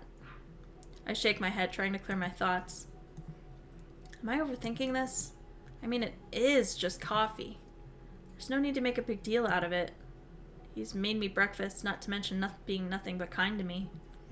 Why am I doubting him? Because he said I know. I'm just saying. He said I know. Like, let's not forget that. It's just a harmless coincidence. It has to be. He chuckles, the sound light and breezy. Let's call it a lucky guess. You just strike me as someone who enjoys strong coffee. But I'm glad I could make something right for you. His words are genuine. I suddenly felt guilty for letting my mind wander like that. He's been so considerate. Maybe I'm reading too much into things. I take another sip of coffee, feeling the warmth spread through me. There's no way he meant anything strange by it, I think to myself, relaxing a bit. He's just trying to make my stay a little bit more bearable, going above and beyond because he cares. I shouldn't doubt him. He's done nothing but try to help. As I set the cup down, I glance back at Dr. Anselm, who's watching me with that same gentle smile. The warmth of the coffee lingers on my tongue, and the unsettling thoughts fade into the background. Thanks, Dr. Anselm. It does make a difference. You're very welcome, Silver. As he glances at his watch, his expression shifts ever so slightly. You should probably get some rest now. He says as though he's reminding me of something important. You've had a long morning, and it's important you don't overexert yourself. I'm fine. I kind of expected him to have, drugged the coffee. Dr. Anselm smiles, but there's a firmness in his gaze that makes it clear he's not going to entertain any arguments. I know you're strong, but you do still need time to heal. Pushing yourself won't help. He steps closer, his hand lightly brushing the edge of the blankets as he adjusts it over my legs. There's a tenderness in that gesture, something careful and deliberate. You need to take it easy. An unexpected wave of fatigue hits me, leaving me more tired than I anticipated. Whoa. Am I experiencing the effects of a food coma? He did drug the coffee! I sigh, feeling the pull of drowsiness become harder to resist. As if sensing my thoughts, he offers me a reassuring smile. I'll be back to check on you later. All right. With that, he quietly leaves the room, closing the door gently behind him. I'm probably having a food coma. Dr. Anselm did say I need lots of rest. Wonder if this is even a hospital. Okay, hear me out. But this guy's obviously been stalking me for who knows how long, and he obviously was willing to go murder my family to prevent me calling them. Or he's, bugged the phone or something. So he's probably not a real doctor. And something tells me that he made a set that looks like a hospital room and kidnapped me and put me in it. It makes sense. I closed my eyes and nuzzled my face against the pillows. Time slips by. I'm finally awake from my peaceful nap. I rub my eyes, trying to shake off the drowsiness. Something catches my attention. We haven't seen a nurse. I'm just saying. Oh, I'll hydrate.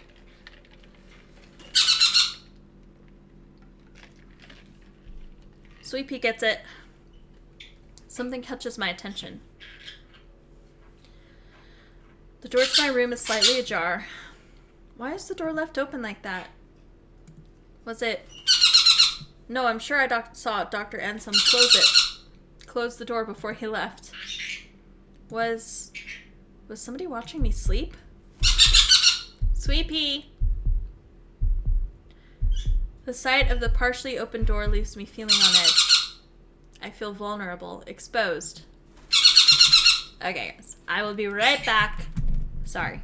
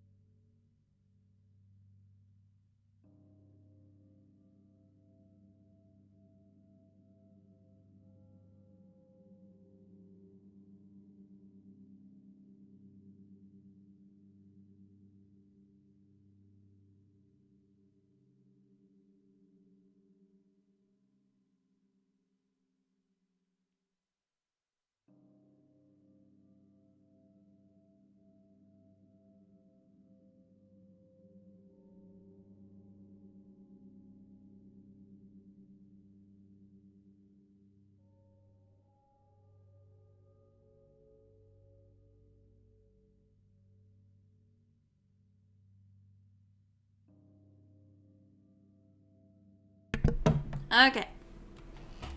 We're back. There we go. I sit up, my heart thudding in my chest, trying to rationalize the situation.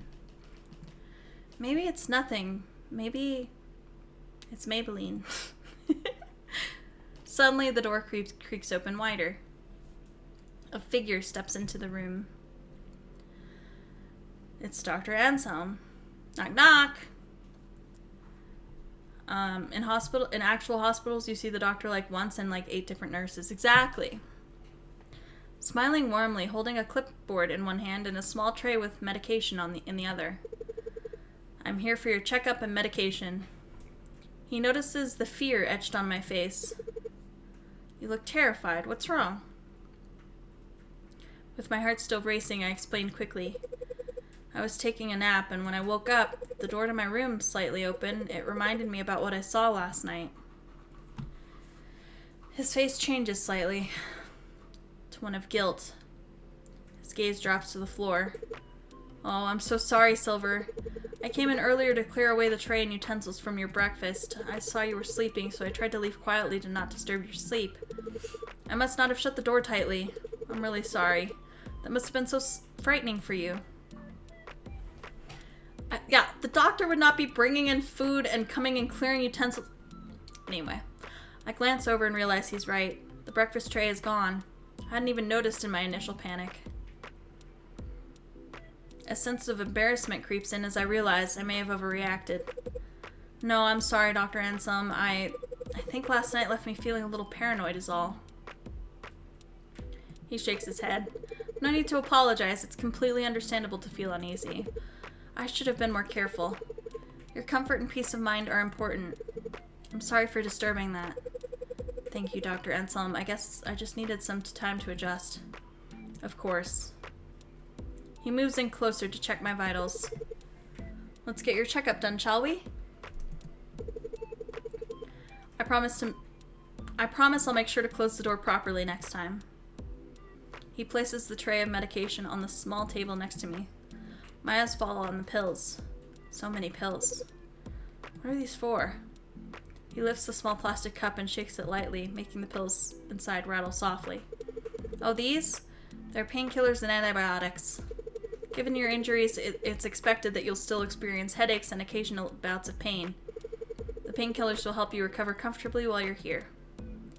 He pauses for a moment before adding, leaning back slightly as if considering the best way to explain.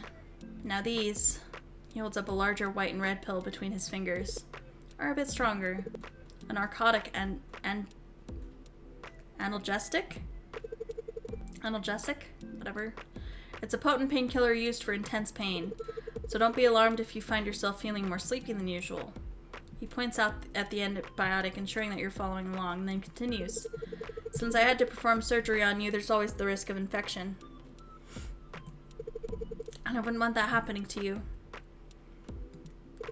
These will help minimize that risk, ensuring your recovery stays on track. I see. I feel more at ease with that explanation. Thank you for taking the time to explain it to me. Of course. It's important for you to understand your treatment. If you have any questions or concerns, please don't hesitate to ask. Your recovery is my top priority. Speaking of recovery, a question sits heavily on my chest. How long do you think I'll take to make a full recovery? He lets out a gentle sigh before responding. Well, honestly, it's hard for me to say for sure. We can't push it or predict exactly how long it'll take. You don't touch the pills, nasty, right? Inappropriate! Some people heal faster than others. But when it comes to the brain, patience is key. It can take weeks or even months. Seeing the concern on my face, he quickly adds with a soft smile. I know it's not easy to hear. With injuries, especially one like yours, we'll have to be patient. I need to ensure you can get back to your daily life safely when you're ready to leave. I noticed a hint of sadness in his eyes when he mentions the possibility of me leaving. It's a fleeting expression, but I caught it. Then, just as quickly, he brushes it off, his professional demeanor returning, offering the same reassuring smile, although it seems a bit forced this time. As always, your recovery is what's most important now, no matter how long it takes. I can't shake the feeling that there's more behind his words. Still, I decide not to press further. Dr. Enselm quickly changes the subject. Let's get you settled with some dinner, shall we? He steps over to a small cart, lifting a bowl with a lid. He sets it down in front of me and lifts the cover to reveal a bowl of plain porridge. Compared to the delicious breakfast he made me earlier, the porridge looks a bit bland. I can't help but feel a twinge of disappointment. He chuckles at your reaction. I'm sorry, it's not quite the same as breakfast, is it? I can't always be spoiling you. Porridge is good for you. It's gentle on the stomach and easy to digest. I understand the need for a simple meal, even though it's not as appetizing. He gives me an encouraging smile as I picked up the spoon. Who knows, maybe I'll surprise you with another special breakfast soon. I can't help but smile back. I'll hold you to that. The taste may be bland, but the warmth and care behind them make it a comforting meal. After finishing the porridge, I start to feel the heaviness of drowsiness creeping in. What's happening, guys, is I keep reading. My eyes move along the sentence faster than my mouth can move. So I started to say porridge, the end of porridge, as I was saying finishing. Oh, man. Hey, Uncle Leroy, how are you? Alright,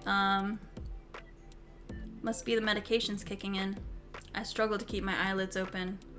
Dr. Enselm always observes and notices my struggle to stay awake. Let me take this away so you can get a good night's rest. He moves quietly, carefully gathering up the dish and tray. You've had the same problem? Yeah, pretty rough. Oh, Brendan, thank you for the raid. It's so nice. How was your stream? Okay, but you'll be back in the morning, right?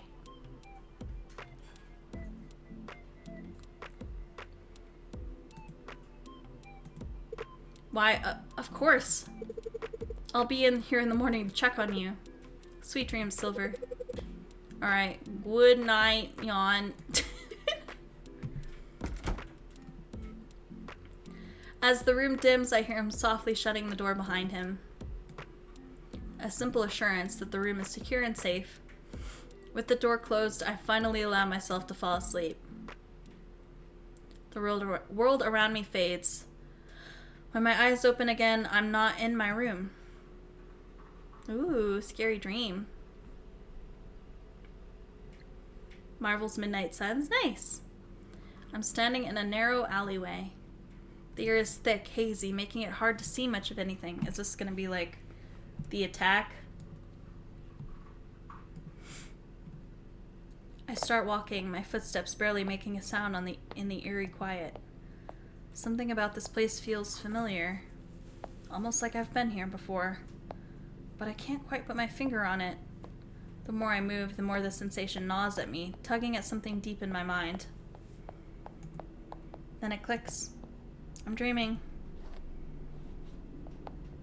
The realization brings a strange comfort, but also a deeper confusion. Why does this place seem so familiar? I keep walking, looking for an exit, but the alley stretches endlessly before me. No doors, no windows, no one else in sight. Suddenly I hear extra footsteps echoing behind me. I'm not alone. My heart skips a beat. Just as I'm about to turn around... Oh my god. My eyes snap open and I wake up. Bro! I'm immediately greeted by the sight of Dr. Anselm's face, inches away from mine.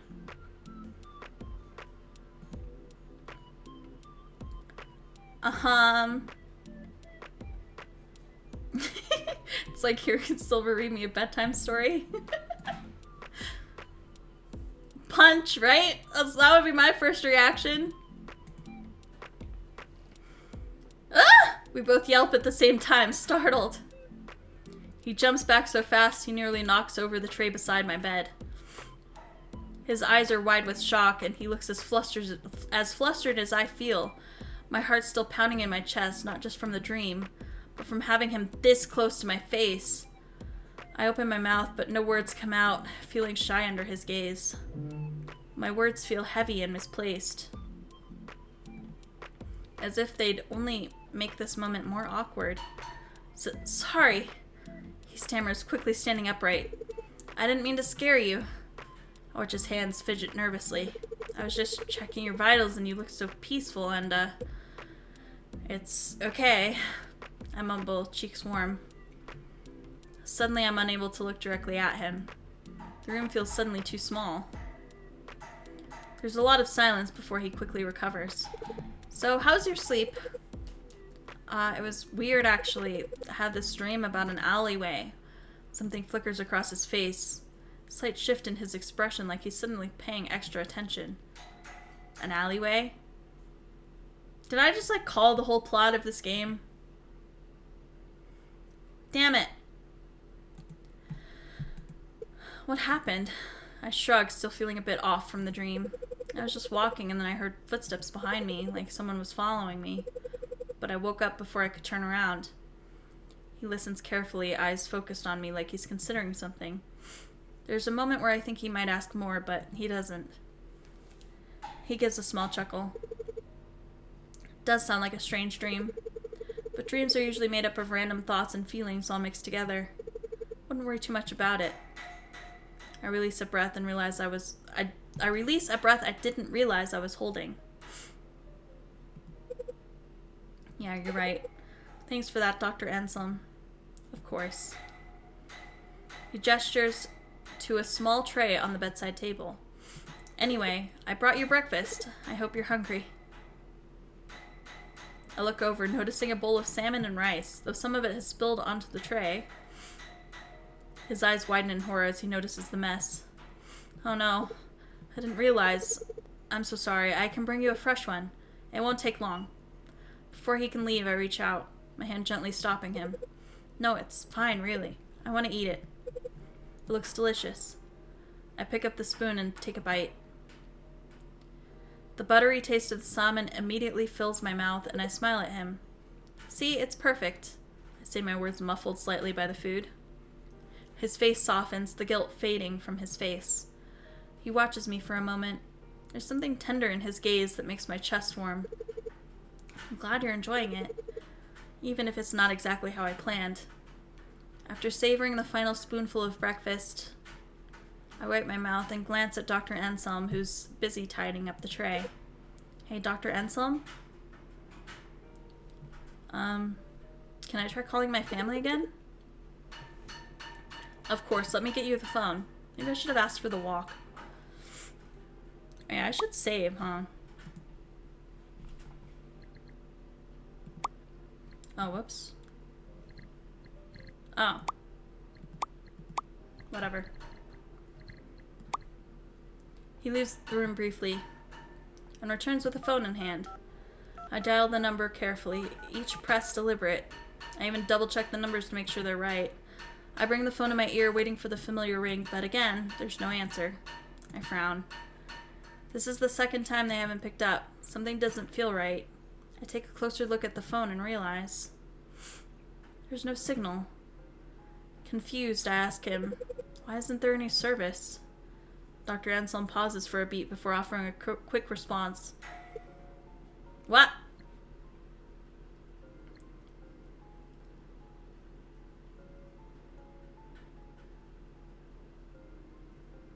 It was so fast I couldn't read it! I can't help but feel the explanation felt strangely rushed. The room feels too quiet now, like the silence is pressing down on me. I sink back into the bed, exhaling softly. But suddenly I'm overwhelmed with a sense of sleepiness. He drugged the frickin' salmon. Wait, did I take my medication? The thought floats lazily through my mind, feeling distant and hard to grasp. I try to focus on Dr. Anselm, but his figure starts to blur. My vision slowly fading at the edges, and the room seems to spin. Before I can form a coherent question, I feel the warmth of his hand as he gently pulls the blanket up over me, tucking me in with gentle care, but it all feels distant. I want to speak, but my body feels heavy and my thoughts scatter. I'm pulled into sleep before I even realize it's happening. I gasp awake, my breath something catching. I blink, trying to gather my bearings. My head foggy like I'm still caught in a dream. I sit up slowly, the weight of fatigue still pressing down on me like a heavy blanket. How long was I asleep for? Oh, good evening, Silver. I look up, startled. It's Dr. Anselm. I rub my eyes, trying to shake off the grogginess. Evening? My voice scratchy, trying to shake the fog from my mind. How long was I asleep for? Only a few hours. You needed the rest. How are you feeling? I pause, trying to assess myself. Groggy, really groggy. I admit the words slow to form. Why do I feel so tired? I ask, my voice a little sharper than I intended. I mean, after breakfast I was exhausted. He doesn't flinch or seem surprised by my question. Instead, he pulls up a chair and sits beside me. The same steady patience in his expression that he always has. Fatigue is one of the most challenging symptoms after a brain injury. The brain has to work much harder to compensate for the damage, even for the smallest tasks. It can drain your energy faster than you realize. His explanation is so calm, so reasonable that I find myself nodding almost automatically. I mean, it does make sense. Of course it makes sense. But why do I still feel unsettled? It's not unusual to feel exhausted out of nowhere in your circumstances. Your brain is basically working overtime as you recover. It's important that you listen to it, to give yourself that rest when you need it. I'm nodding, but something inside me is stirring. Something uneasy. My gut tells me there's more. Something he's not saying. But his eyes, warm and kind, don't falter. He pauses briefly, giving the small cup of pills in his hand a gentle shake. Here we go. It's time for your medication. Let's save here, I guess. No thanks. I stare at the small cup of pills in Dr. Anselm's hand. I don't know why, but today, the sight of those pills makes my chest tighten with dread. He's watching me, waiting patiently. But something inside me snaps. No. I'm not taking them. I slap the cup away. I slap the cup away from his hands and the pills scatter across the floor. Okay, this is so dramatic. What the hell have you been giving me, Dr. Anselm? I feel exhausted all the time, I can barely think straight, and you just keep handing me these pills like it's nothing. These are your prescribed medications, Silver. They help manage your symptoms and reduce the pain. Without them, I don't trust you. How do I know they're not making everything worse? What if you're keeping something from me? Dr. Anselm looks stunned, but it's the sadness in his eyes that stands out. It's subtle, just beneath the surface, like he's holding it back, trying to stay composed. I'm not trying to hurt you. The medication is to help you recover. Without it, the pain will come back. I just can't bear to watch you suffer. But I'm not listening. The mistrust that's been festering inside me has reached its boiling point. I'm not taking them. I don't trust you. Dr. Anselm nods, his face falling just slightly as my words weigh heavily on him. He looks at me for a long moment, something unspoken in his eyes, an almost pleading sadness. For a moment I expect him to argue, to push back, but he doesn't. He sighs, stepping back. I won't force you. He stands, holding the now empty cup, his eyes locking with mine. There's no anger in his gaze, just quiet sadness, as though he's trying to remain strong, but can't fully hide how deeply my rejection has cut him. He turns towards the door, moving slowly, almost reluctantly. As he reaches the doorway, he pauses, his hands resting on the handle. If you change your mind, I'll be right here. His voice soft, but I can hear the pain in it. I'll never stop trying to help you. Then with one final glance, he leaves the room. The door clicks shut behind him, leaving me alone with my racing thoughts and lingering tension. The room feels colder, emptier. I sit in the silence, the air thick with the tension of what just happened. My anger still simmers beneath the surface, but the moment Dr. Anselm leaves, doubt creeps in. I know I shouldn't have lashed out like that, but something inside me just couldn't let go of the distrust. With nothing left to do, I let out a long, shaky breath, trying to shake off the exhaustion that still weighs me down. Maybe I just need rest. Maybe everything will feel clearer if I can just sleep this off. But almost immediately, a sharp, stabbing pain erupts inside my skull, so intense that it rips a gasp from my throat. The pain is unbearable, instant, and overwhelming. It's as if something inside my head is clawing, tearing, ripping to break free. I clutch my head in my hands, squeezing hard as if I can somehow crush the pain away, but it's useless. My vision blurs and darkens, the room twisting and warping around me. I can barely see. I need help. I need to call someone. I reach blindly for the call button, but my fingers are trembling so badly they feel useless, slipping across the bedside table in desperation. The call button tumbles from my hand, bouncing uselessly onto the floor. I know I have to move. I have to get help before this pain rips me apart. I force myself to stand, stumbling forward like a puppet whose strings have been cut. My legs give out beneath me, my world spinning as I fall. Crunch. The sound is horrible. A wet, snapping noise that reverberates through my body. It's as if something inside me snaps, but I don't know what. My neck, my spine. I hit the floor, crumpling in a heap. Silver! Silver! Barely registered the sound of someone calling out my name. I can't move. I can't breathe. Please. Stay with me, Silver. Silver! This is all my fault. Please, Silver, don't. But I can't still hear them, barely calling out to me again. Their voice breaking, filled with immense desperation.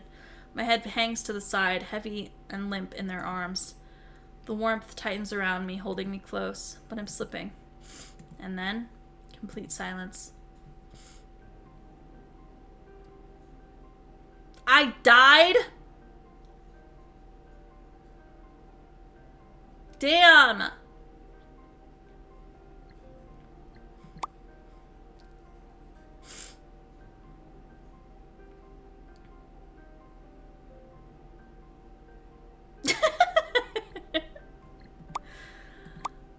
I freaking died because I didn't take my medication and I freaking died.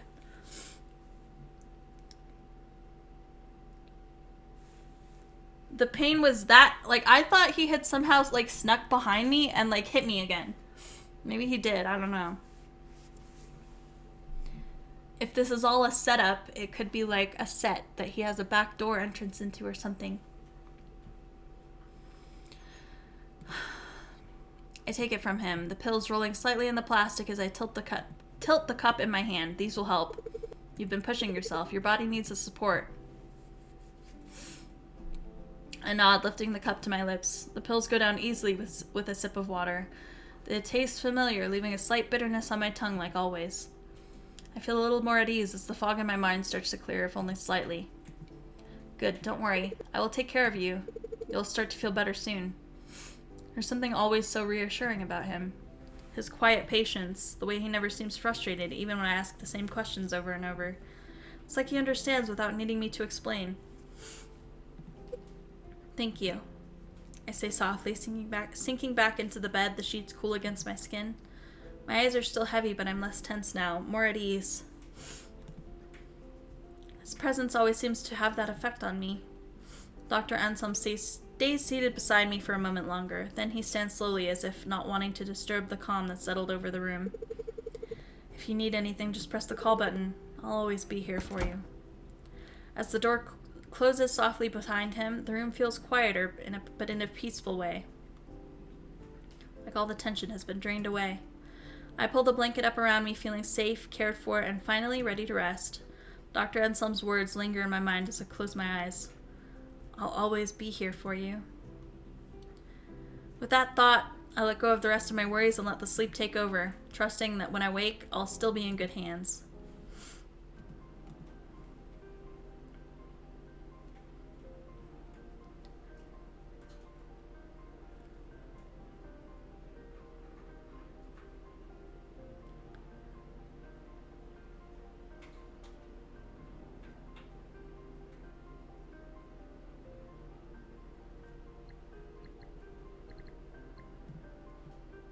Help!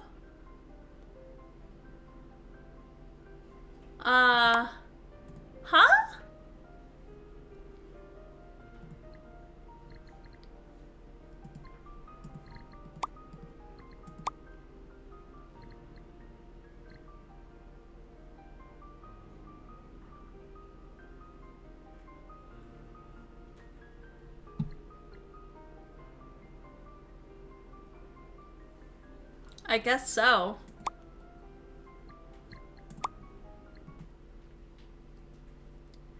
Welp. Let me look at the page.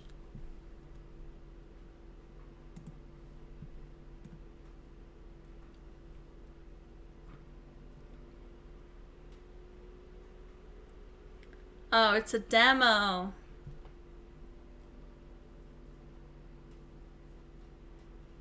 One bad ending, one neutral ending. Story progression. Man.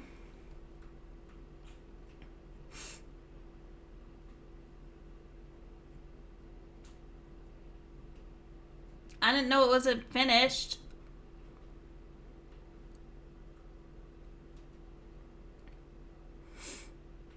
Well. Honestly, Sassy, that's so true. I kind of want to see it again. That face was so scary.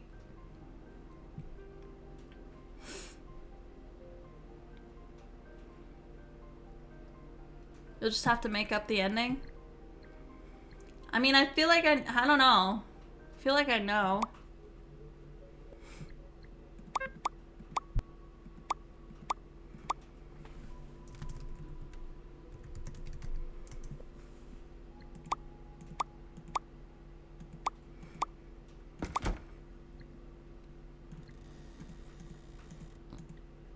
Oh my gosh.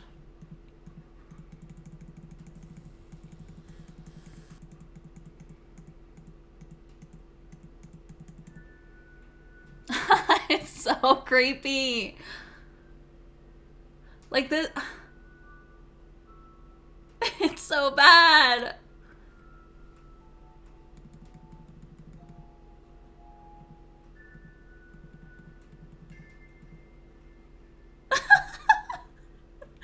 I hate it.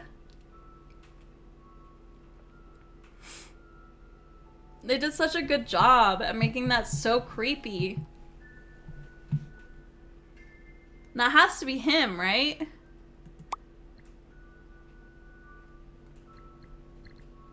Oh, there's a history thing. That would have been nice to know about while I was playing. Maybe I should have investigated the buttons.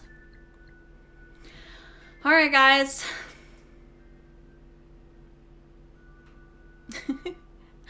Well, thank you for hanging out with me. That was a good spooky stream we had together. And, yeah.